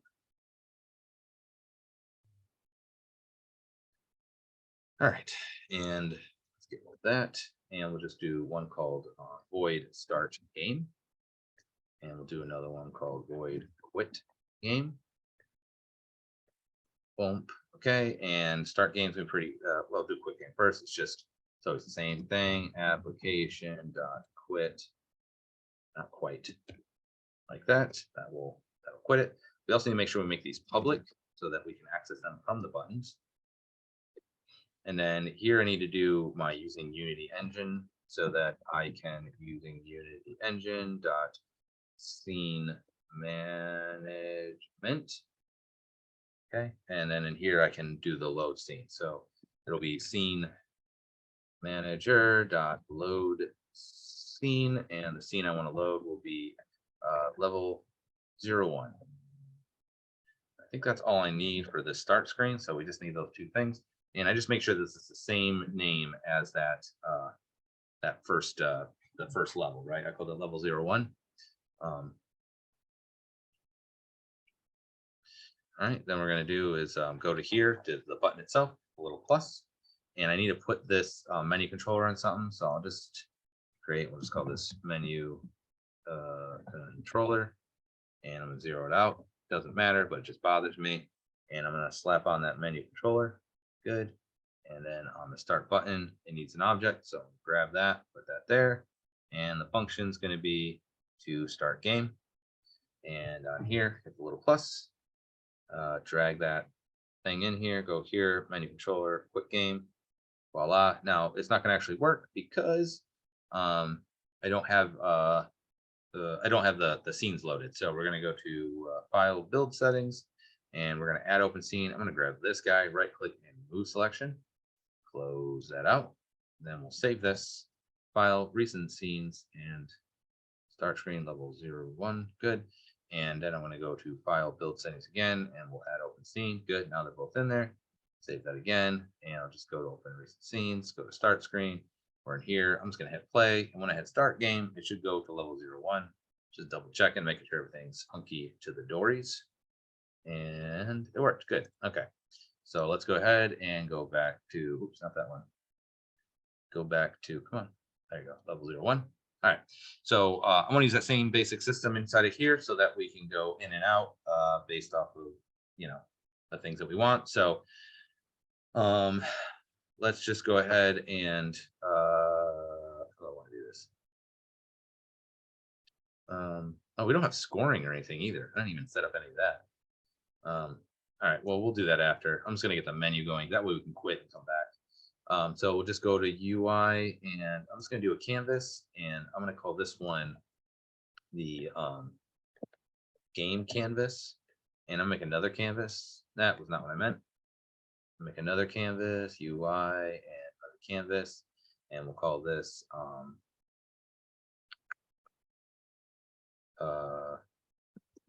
pause end game canvas. So that'll be our pause button canvas. So we have two canvases, this one and this one. One will be for scoring and one's not. So I'm just kind of hooking up this one. So With this one selected, I'm just going to go ahead and go to UI, text, and we'll just say, pause our screen message text. That seems fine. And we'll just go ahead and make a positive 150. No, that's too much. We'll just do 100. So it's up there. And again, I'll just do like 54, we'll say. I need to expand it because it's not wide enough. So I'm just going to go here and do 500 just to make sure it's got enough. You notice it's quite a bit to the left. And that's because we are on left align. So it's going to snap to the outside here. That was good. And I'm just going to write pause. I'm just going to write pause. Good. Yeah, that's fine. So the other thing I need is I need to create my buttons. So let's go ahead and again make a button, and we'll call this the resume button.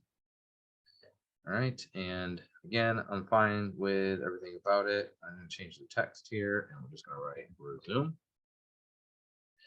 And I'm going to put the menu controller onto the pause end game canvas.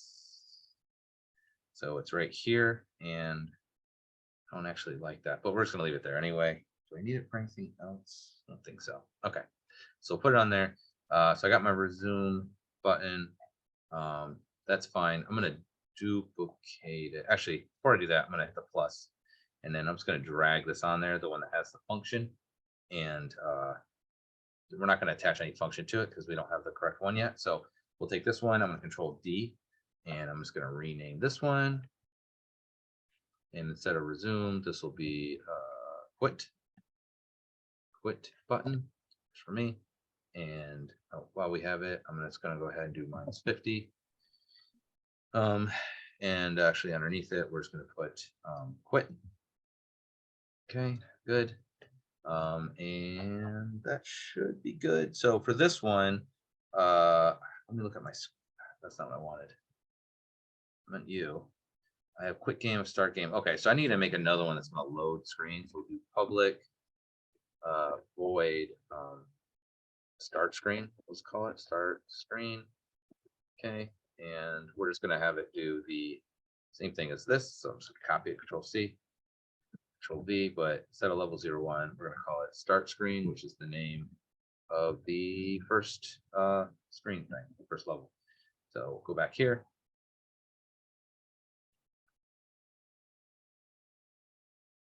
And all right, so underneath this menu controller, you'll see start screen. There we go. Okay, and then besides the resume, I also want to have a restart so that when we die, we can go ahead and set that up. So I'm gonna go ahead and duplicate that, and we'll call this one the restart button. Restart button. And underneath that, for the text, I'm just going to put restart. And on the function, it's just going to load up the first level again. So menu controller, and we'll just do start game. Should have called it like load level 1 or something, but whatever. So those should all work. So now I'm just going to go back to the menu controller. And I just need to set up a couple of things. So what I want to do is, depending on the situation, whether we're in pause or not pause, that will turn that on or turn it off. So we are going to make a couple of variables. So we're going to need something that's going to hold the two buttons. So those are just going to be game objects. We'll make them public, so it's easy to get to. Game object, and we'll do what's it called? It's resume. Okay, so resume button, and we'll do another one, public game object, restart button. And I also want to change the message. So public, actually this is going to be the text mesh pro UGUI. I think it's like that. And then we'll just say message. And then the last thing I want to do is this public public pool pause, just so that we can turn that out. And we'll set the come on. We'll set that equal to false to start. Okay. So that should all be fine. Then what I want to do is game. Okay.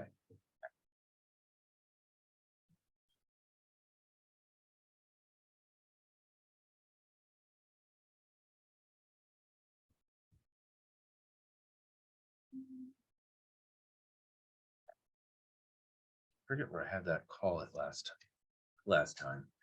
Um, hmm.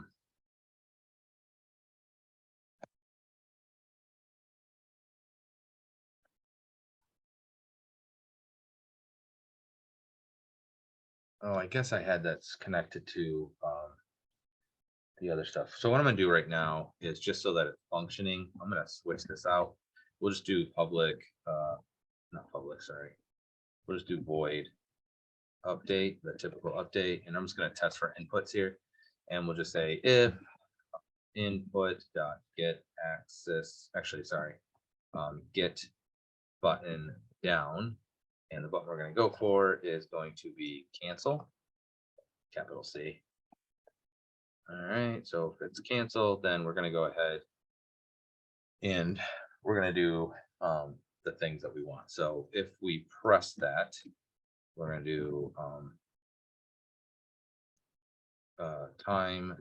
time scale.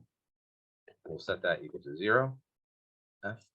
And then we will go ahead and we're going to turn on this object. So we'll say game object dot set active. We'll turn this on. It's going to be off by default. In fact, let's actually go ahead and add that void awake. And we're just going to go ahead and do game object dot set active. We're going to set it false, so it's off by default. But then on update, it's going to test whether we push cancel. If it does, it's going to make the game pause and make it the time go to 0. It's going to turn this on. And then what I also want to do is, yeah, I'm just setting it up like this because the restart button's not ready yet. So we'll just say we're going to turn the restart button off and the other one on. So we'll do restart button dot set active. We'll set that to false, and then we'll do the resume button dot set active, and we'll set that to true. And then and we'll also go ahead and we're going to take the message, which I got to put this up here first, using TMP row. So we're going to go ahead here and we're going to say if what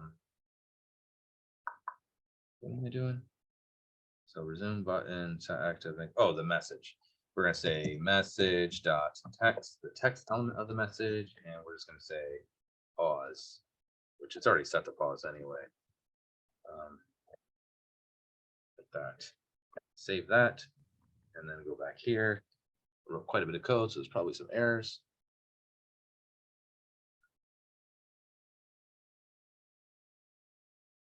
Okay, apparently not.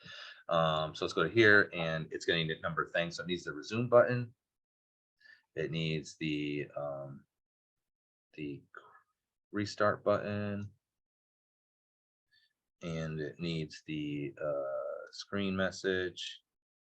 Okay, and we'll hit play, and it shouldn't be there, but if I cancel, it should show up. So let's see. Okay, but if I escape, hang on, until the enemy spawner, spawn, not that one, spawn interval. Let's make it 3. So there's some enemies, but not a lot.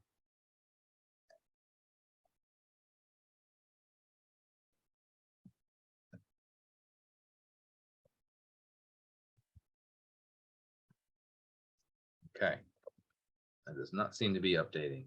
Okay, so let's go back here. Void if get button down cancel. Let's see if this is debug.log canceling.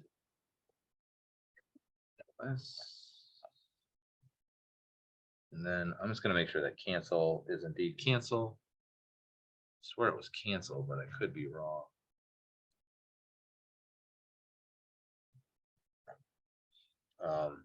So I'm just going to go to edit, project settings, go to input manager. Yeah, cancel, capital C. Right? Let's if input get button. Okay. Let's close this back out.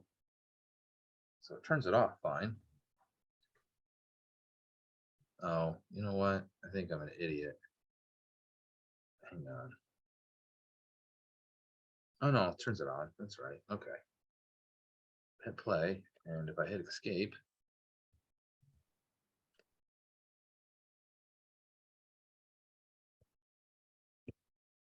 just want to make sure that that is set up. Project settings, cancel. Yeah, escape is the positive button. Okay. So it's not reading. Void update. Is there another update? Why is it not reading this one?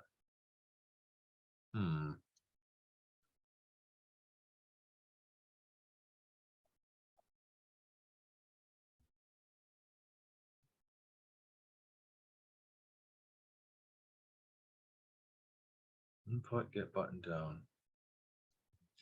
Let's try if input get access raw. I'll say cancel is greater than 0. Then debug.log something.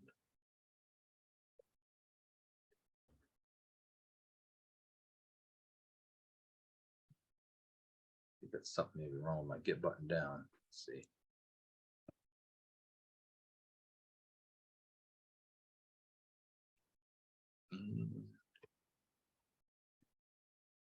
Nope. Is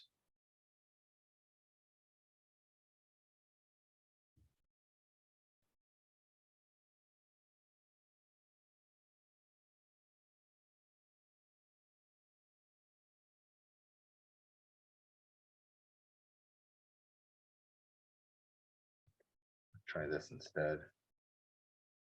That doesn't seem to be doing it. All right, and let's do okay, set active false. Let's do this. Oh, you know why? I know why it's not working. It's nothing to do with any of that. It's because it's attached to an object that's off, so it can't do anything. So it's not going to read my cancel because it's not even running. Yeah, none of that's going to work. Okay, let's go back here. Let's undo that. Control Z. So this is all fine, but I need to not put it on this. I got to put it on something else. So I think what I'm going to do is make a game manager. So let's do create empty game manager. 0 all this out. 0, 0, 0. And then we'll put the menu controller on that guy here. Good. And then this we will remove component, which subsequently means that all these buttons are not going to be connected correctly. Put game manager on there instead. So what's this one? Resume. So I don't have something for that anyway, so that never mattered. But see, this one's not going to work. So put you here. And which one's this? Quit button. So that should be go to the start screen. And this one, same thing, game manager. And what is this one? Restart. So this will be start game. Okay. And then we need all the different things here. So resume button, restart button, and screen message. And let's try it now.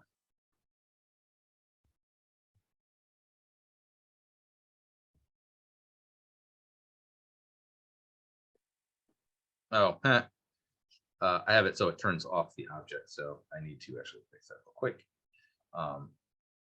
It turns itself off, so it can't do it. So we need to, instead of doing that, oh man, delete. Instead of doing that, I need to do this. Is there a way to grab it? Do I have a way of no, I'll just do it this way. So I'm just gonna go public game object pause menu, and we'll just do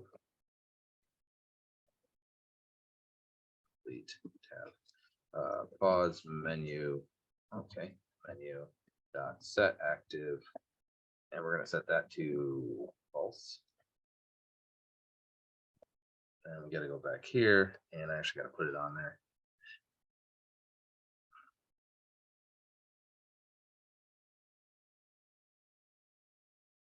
Okay, good.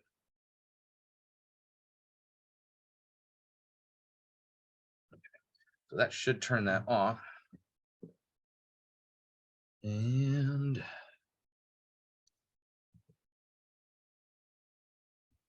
that I don't understand. Why am I not getting it?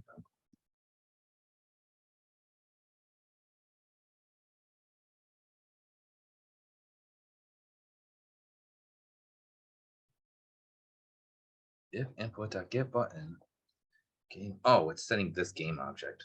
I thought it set to the same thing. Should be pause menu. Pause menu set active. And then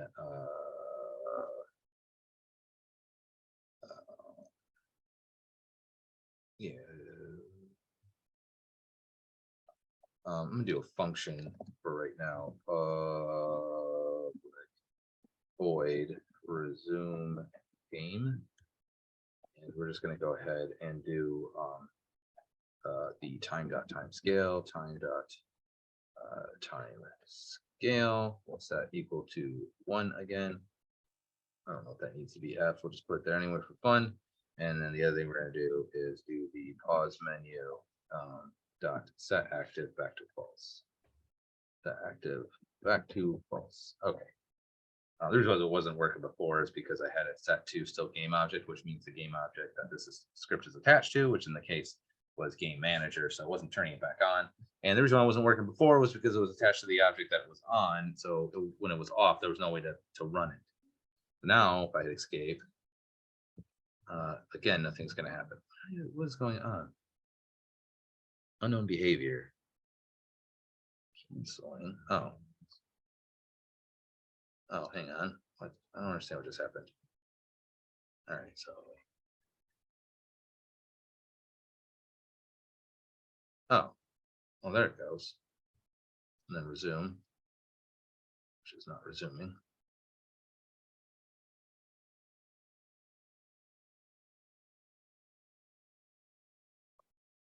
Interesting.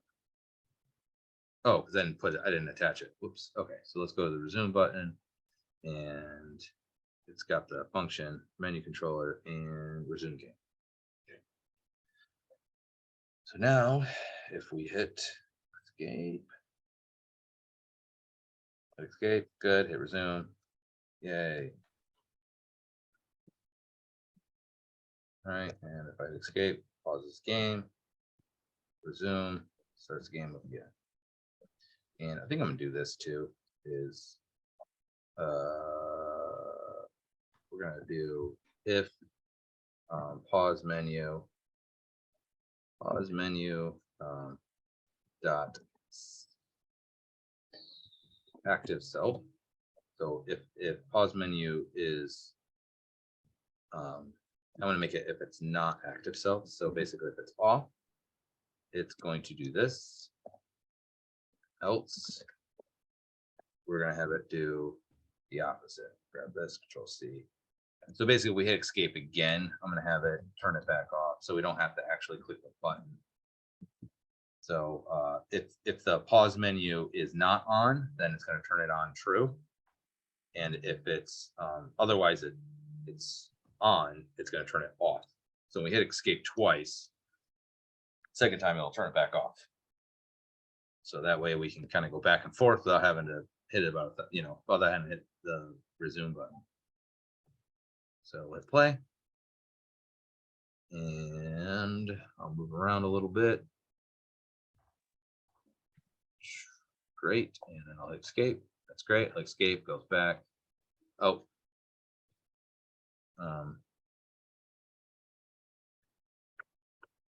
So instead of it going to false, because it's got to go here, I'm just going to tell it to run resume game. Because that'd be even easier. Resume game. There we go. Because otherwise, and actually, I'm going to clean the rest of this up too. So we're going to do resume game, and then we're going to do another one of these, and we'll just do void pause game like this. And then I'm just going to take all these bits up here. We don't need this anymore. Delete, delete. I'm going to take this time scale here, Control X. So we'll tab Control V. And then I'm going to take these here and Control X. Enter, Control V. Shift tab. And what we'll do is basically, and we'll take this Control X, Control V. And what we'll do is we'll say, if it's not on, then we'll take the pause. We'll run pause game. Else we'll run resume game. So that actually makes it a little bit cleaner in a way than doing it, doing it the way it was. So we have pause and resume game. Control S, and let's go back here, and that should work exactly the same.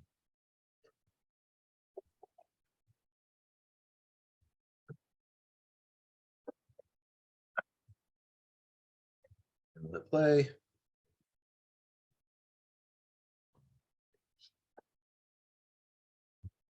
Go like so. Escape, escape. It's great. Shoot this dude. Hit escape. And let's say I want to quit. Should go to the beginning. All right, and we'll just go wherever. Okay.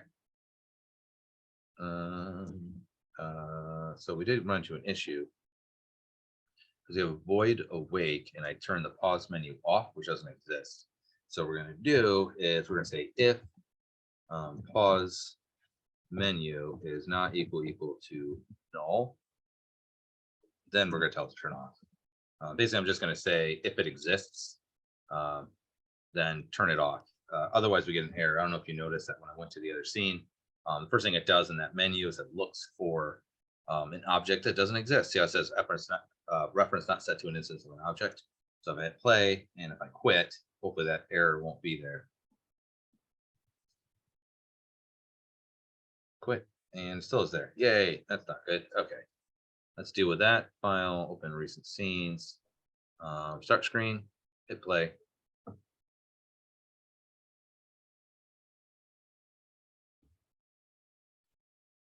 Okay, so let's hit play again. Make sure it's there.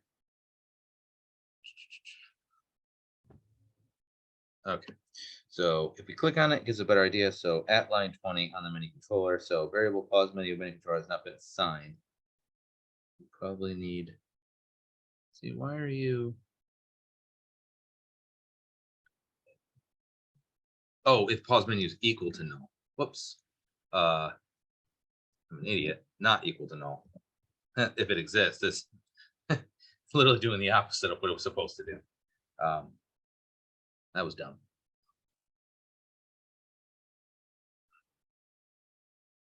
So just remember that this thing means the opposite, right? All right, so let's try that. Let's hit clear, hit play. Get a lot of warnings, but I don't care about warnings. And we shouldn't run into a problem now. Okay, good. Yeah, because basically what's happening is that the first thing we told to do was to turn off the pause menu, but this is using that same script. This is also using the menu controller script, and that was never set up. So basically, it was looking for, and it's like, this isn't even hooked up, and that's because we don't use it in this one. But we're just going to do the if it's not null. Let's make this big. Okay, so let's go back to the other scene. Okay, we got that going on. So that's fine. Let's go ahead and set up the other the game canvas, so I have my scoring and stuff. So that way that's a little bit better. So we'll have lives and score. think that's all we really need. So I'm gonna hit the little plus here and go to, I have it selected, right? Yeah. Go to UI, and then we're just gonna go ahead and it's just gonna be text. And the dog scared me. Okay, so we'll say score text. And you can see it's right here. So I'm just gonna go like this. I'm gonna put in the top left. I'm gonna hold Alt and Shift, click here. Now it's open to the left. Oops. And we are going to offset it, let's say 50 by minus 50. Minus 50. Good. Make sure that is indeed left aligned, and I think that's fine. Let's make it a little bit smaller. Let's make it 24. That's acceptable. And let's just duplicate this, Control D, and we're gonna call this not score text, but the life text, lives text. That's probably better. Okay. Click on this one, Alt and Shift. I'm gonna do top right this time. And we're gonna do the same thing. I'm gonna do minus 50 for here and minus 50 for here because I'm trying to offset from the right. I do need to change it so that it's right aligned though, so that way that's a little bit better. Okay, good. So we got both of those both on the score on the game canvas. That makes me happy. Now we're just gonna make sure that the scoring works that way. So I think so we have the bullet when it hits them. Do I want the bullet to keep track of the score? Let me see, because I think that's like we say we hit an enemy. Yeah. Well, we want that to update that, so we're going to need a game manager. So let's go ahead and create that. So C# script, and we'll just call it the game manager, and we'll open that up. And this will keep track of our score and our lives. So we'll just have we're going to only have to do a little bit of UI here to start with, and then we'll have to do some more heavy lifting. Before we do any of that, actually, let's go ahead and just set up our singleton. So we'll do public static, and this will be game manager, and we'll just call it the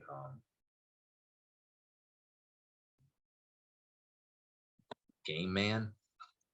All right, and then on awake, void awake, we're going to go ahead and we're going to hook it up to game man is going to be equal to this. All right, and that way everybody has access to it. Makes it a little bit easier.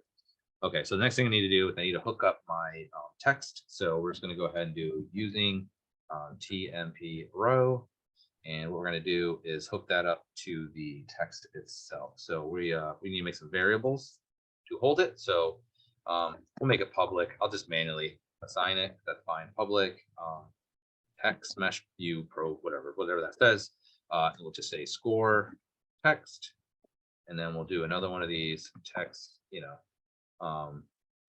lives text, and the other thing I kind of want put that for these even is that we will do a I guess we'll do a private int score total, and then private int lives total. Okay, that seems fine. Okay, so now what we're going to do is what I did before is I did the update score and update score and update lives. So we'll do update score, and we're going to do another one called void update lives. Oops. Okay, and like that. And what we're going to do is these will both require ints, and we'll say points, like, because either we can add or remove points, and this one will do int, and we'll say life.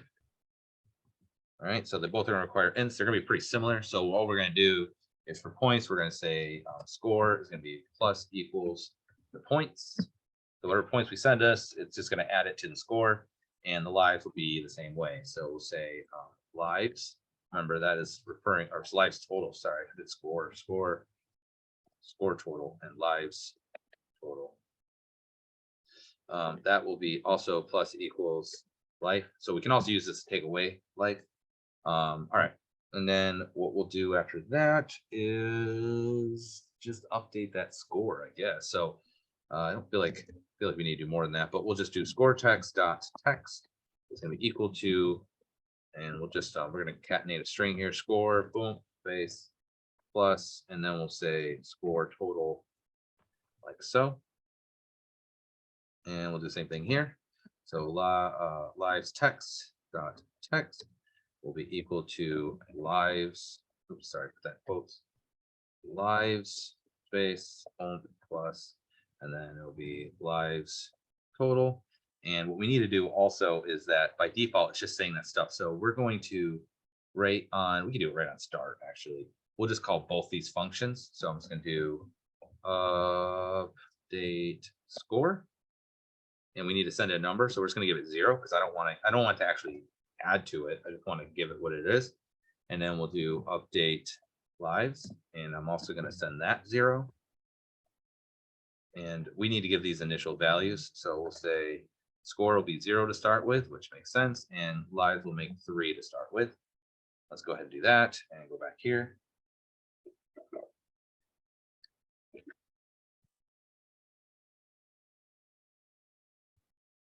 Okay.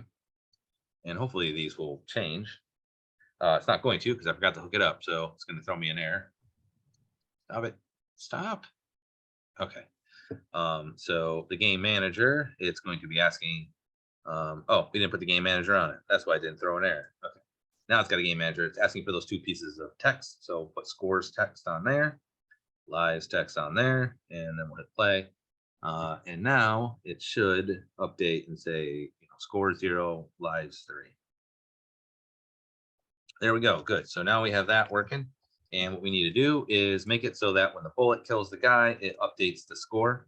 So what we want to do is actually run update score from other functions. So I'm going to make this public because I need to be able to access this from other places. So public and public so that other people can call them.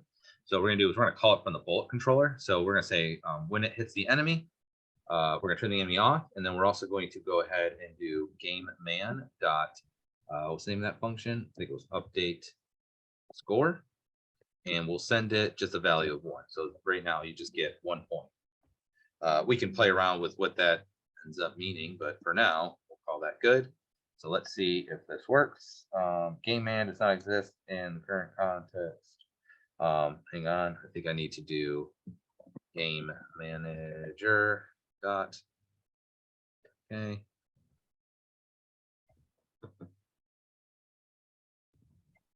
Because it's an instance of that class. Okay, good. So now we'll hit play, and hopefully as I kill people, I'll get points for it. I sound like Dahmer. Okay. So come on, enemies. Where are you at? I need to up my. Here we go. So yep, score 1. Yay, score 2. That's great. Okay. Obviously, I don't have any way of killing the player, so I'm going to grab the player and actually give him the tag player. It's already built into it anyway. And I need to that when the enemy hits us, that maybe we die, right? So I'll just have it take away lives. So I think I had ME controller. All right, so that is fine. Okay, so let's get a little bit more done here. So I'm thinking in order to handle the player lives and stuff, we need to kind of set up what we want to have happen with the various game states. So I'm going to go to game manager and I'm going to set up, I'm thinking,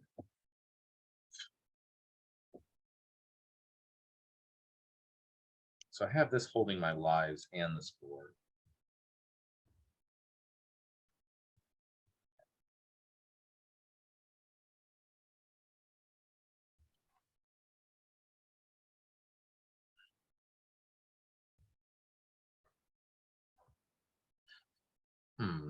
So I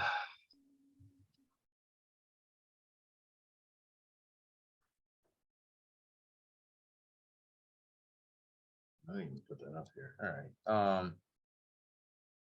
So yeah, so we have now a way of scoring. We need a way of dying, but when the dying comes the whole thing where we need to like reset the the stuff here. So I'm thinking might make sense for us to set up our game state. So I guess we'll just set up that. So after we'll say after this one, I'm just gonna make my enums. So we'll do public enum, and then we'll just say game state. And our options are going to be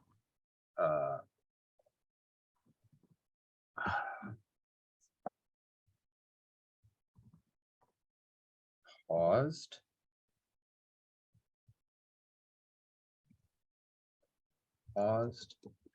playing, and ended. I think that's all we really need. Because before I had waiting, but I don't think waiting is really necessary because it's kind of the same as paused. So we're just going to go with that. Then we'll do public static so that everybody has access to it. Game state, because I want it to be one value is for everyone. And then we'll just call it game state, not a capital.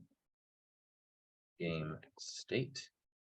And we're going to set that equal to game state dot paused, like that.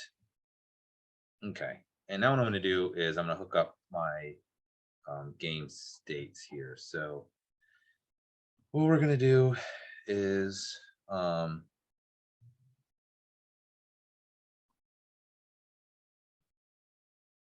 I don't want to run that on every update. I feel like that would be a lot. So what we'll do is I'm going to after these, actually we'll do it before the score ones because I feel like those matter more. So we'll do a public void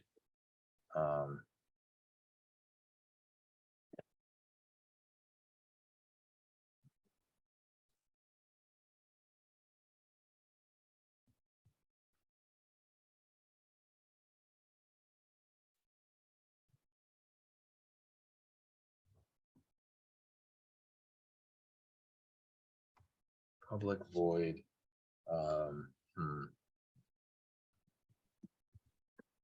check game state, I guess we'll say, like that.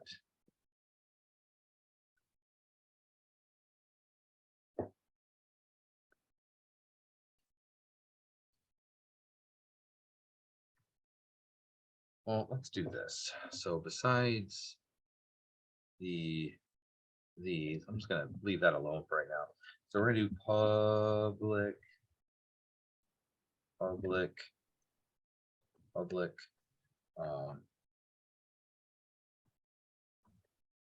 void play game. So I'm just gonna do one for each, and this is how we'll change the game states.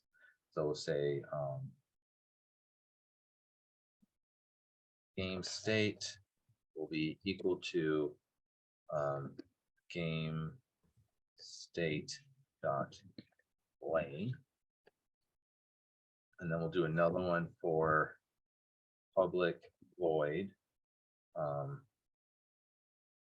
pause game, and that will be game state will be equal to game state dot pause. Okay, and then we'll do another one for public void end game. We'll say end game that. Oops. And we'll set that equal to game state will be equal to game state dot ended. Ended. Ended. Okay. So what we can do is we can call these different functions depending on what state that we're currently in. So I'm just going to go with that. This will be our way of kind of keeping track, but we'll be able to call these from anywhere. So what I want to do though is that when my player dies, I need to set up basically death. So we'll do a void death. We'll say player death, make it more specific, and like so. And what I'm going to do is that, so we have this plus minus lives. What we'll do is we'll say if life is less than 0, meaning it's a negative number, then go ahead and do player death. So that's how we're going to call it. And player death is going to need to do a couple of things.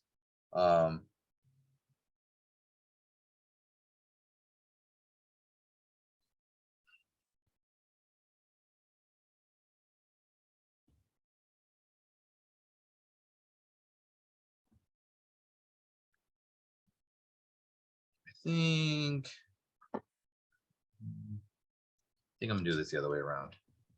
So what we're gonna do is on bullet controller, instead of game man update score, I'm gonna have this do player death, or not update score. Where's the one where he gets killed? Oh, we didn't set that up yet, did we? Okay. So all right, yeah, I'm gonna do this a little bit differently then. So let's go back to game manager. So instead of doing it in there, I'm gonna call this function from here. So we're gonna make this public void, and I'm gonna make this one just regular because we don't need to make it public because it can just do it from here. And what we'll do is we'll just say, so basically if this gets called, we'll just do update lives, and we'll send it a -1 instead. And that will update that'll update the lives, but this will be separate, and that will take away the life.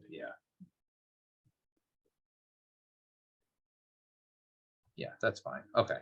And then what I need to do after I update the lives is I need to do that whole thing we did before where I reset the board and then reset the board. Yeah. So we need a reset. We'll call it player reset. Player death reset. I'm going to call it that. So what we'll do is after this one, I'm going to make it an I enumerator. Numerator. Player death reset. Because that way we can have it take some time. So we'll do start coroutine like so. Then it's going to do player death reset. Then inside of here, we'll do time scale. I'm going to set that equal to point or 0.25. I think it was a capital F. We'll do a lowercase one and see if it gets angry. And then we'll do yield wait for, what am I doing? Sorry, yield return new wait 4 seconds. And then we'll say wait 3 seconds. And then we'll start doing the other stuff.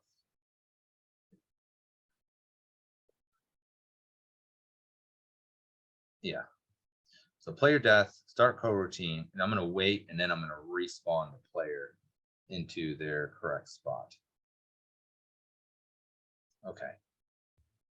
So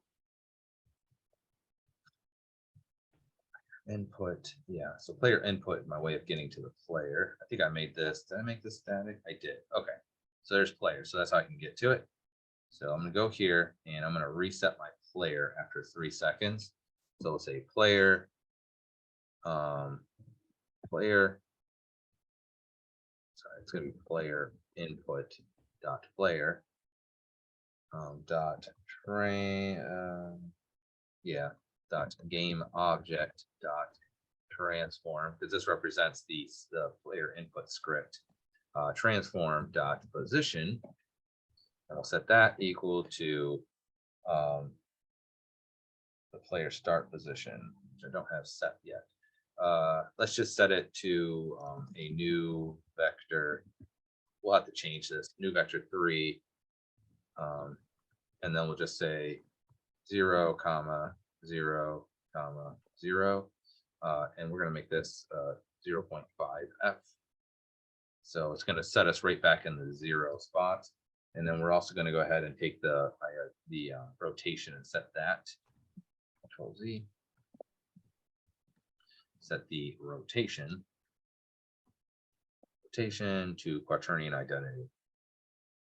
Quaternion dot identity, and then that.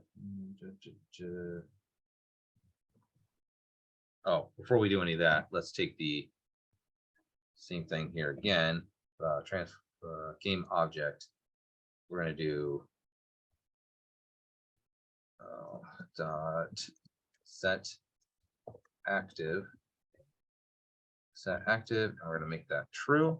Oops. I'm actually going to make that happen after Control X.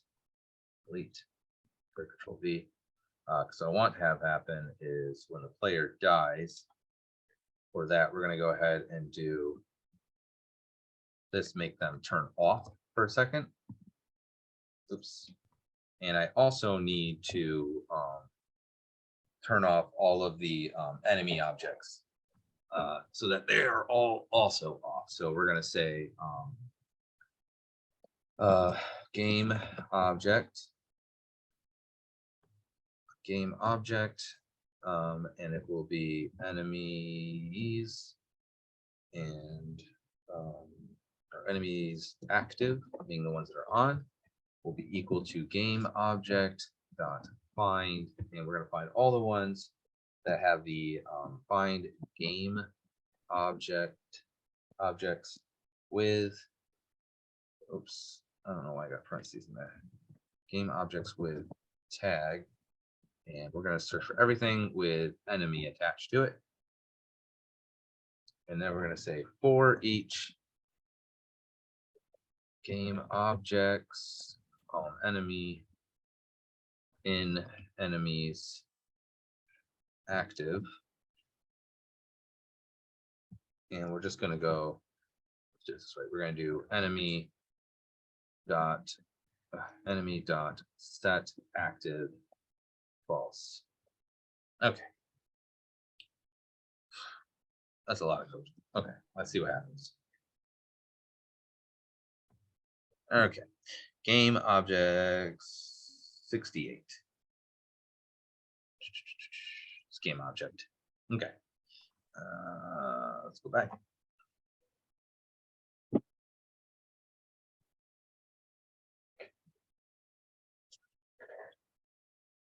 And okay.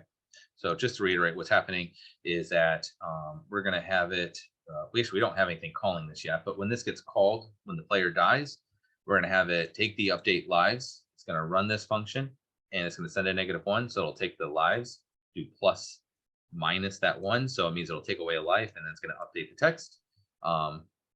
Then after it runs that function, it's going to take the player object, and it's going to turn them off. So after they die, they're going to get turned off.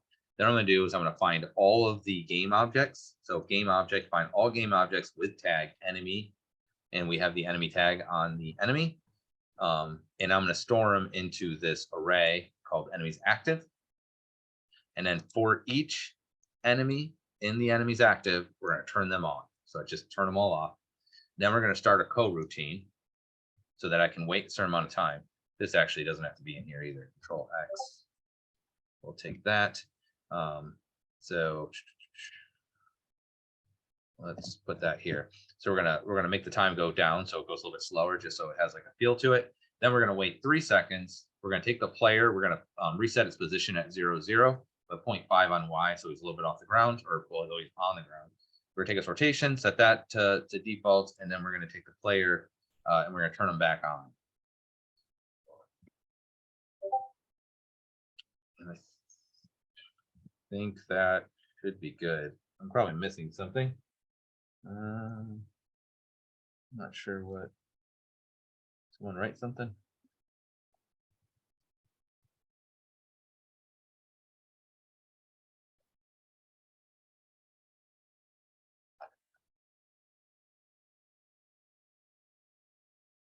Oh, that's not anything. Okay, so that looks fine. Gonna go back here. And we're gonna play this. Oh, nothing's gonna happen because I don't ever have it making calls. So hang on a second.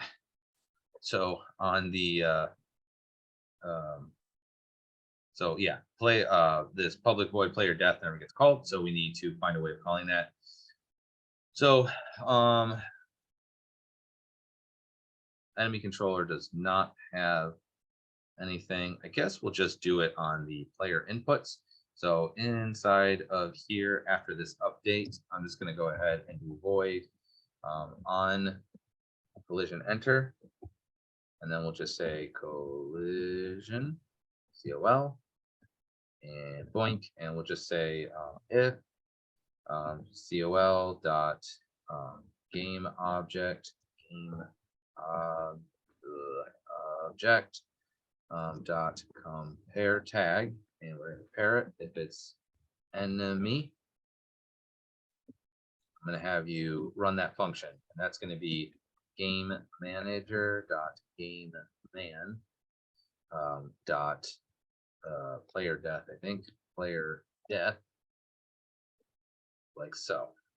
Control S should work, hopefully.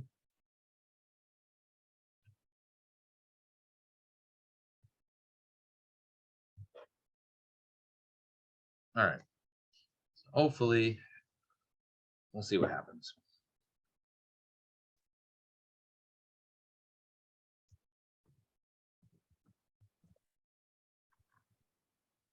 Okay, let's get myself murdered. Boom.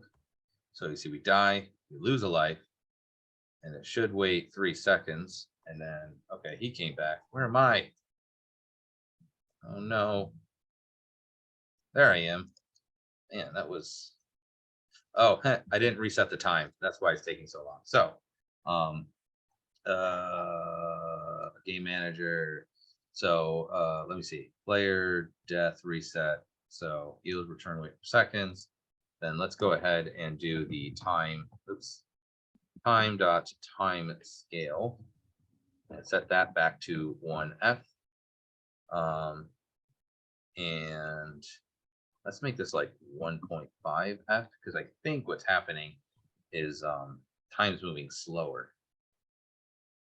Keeps on tripping into the future. All right, let's see how this looks.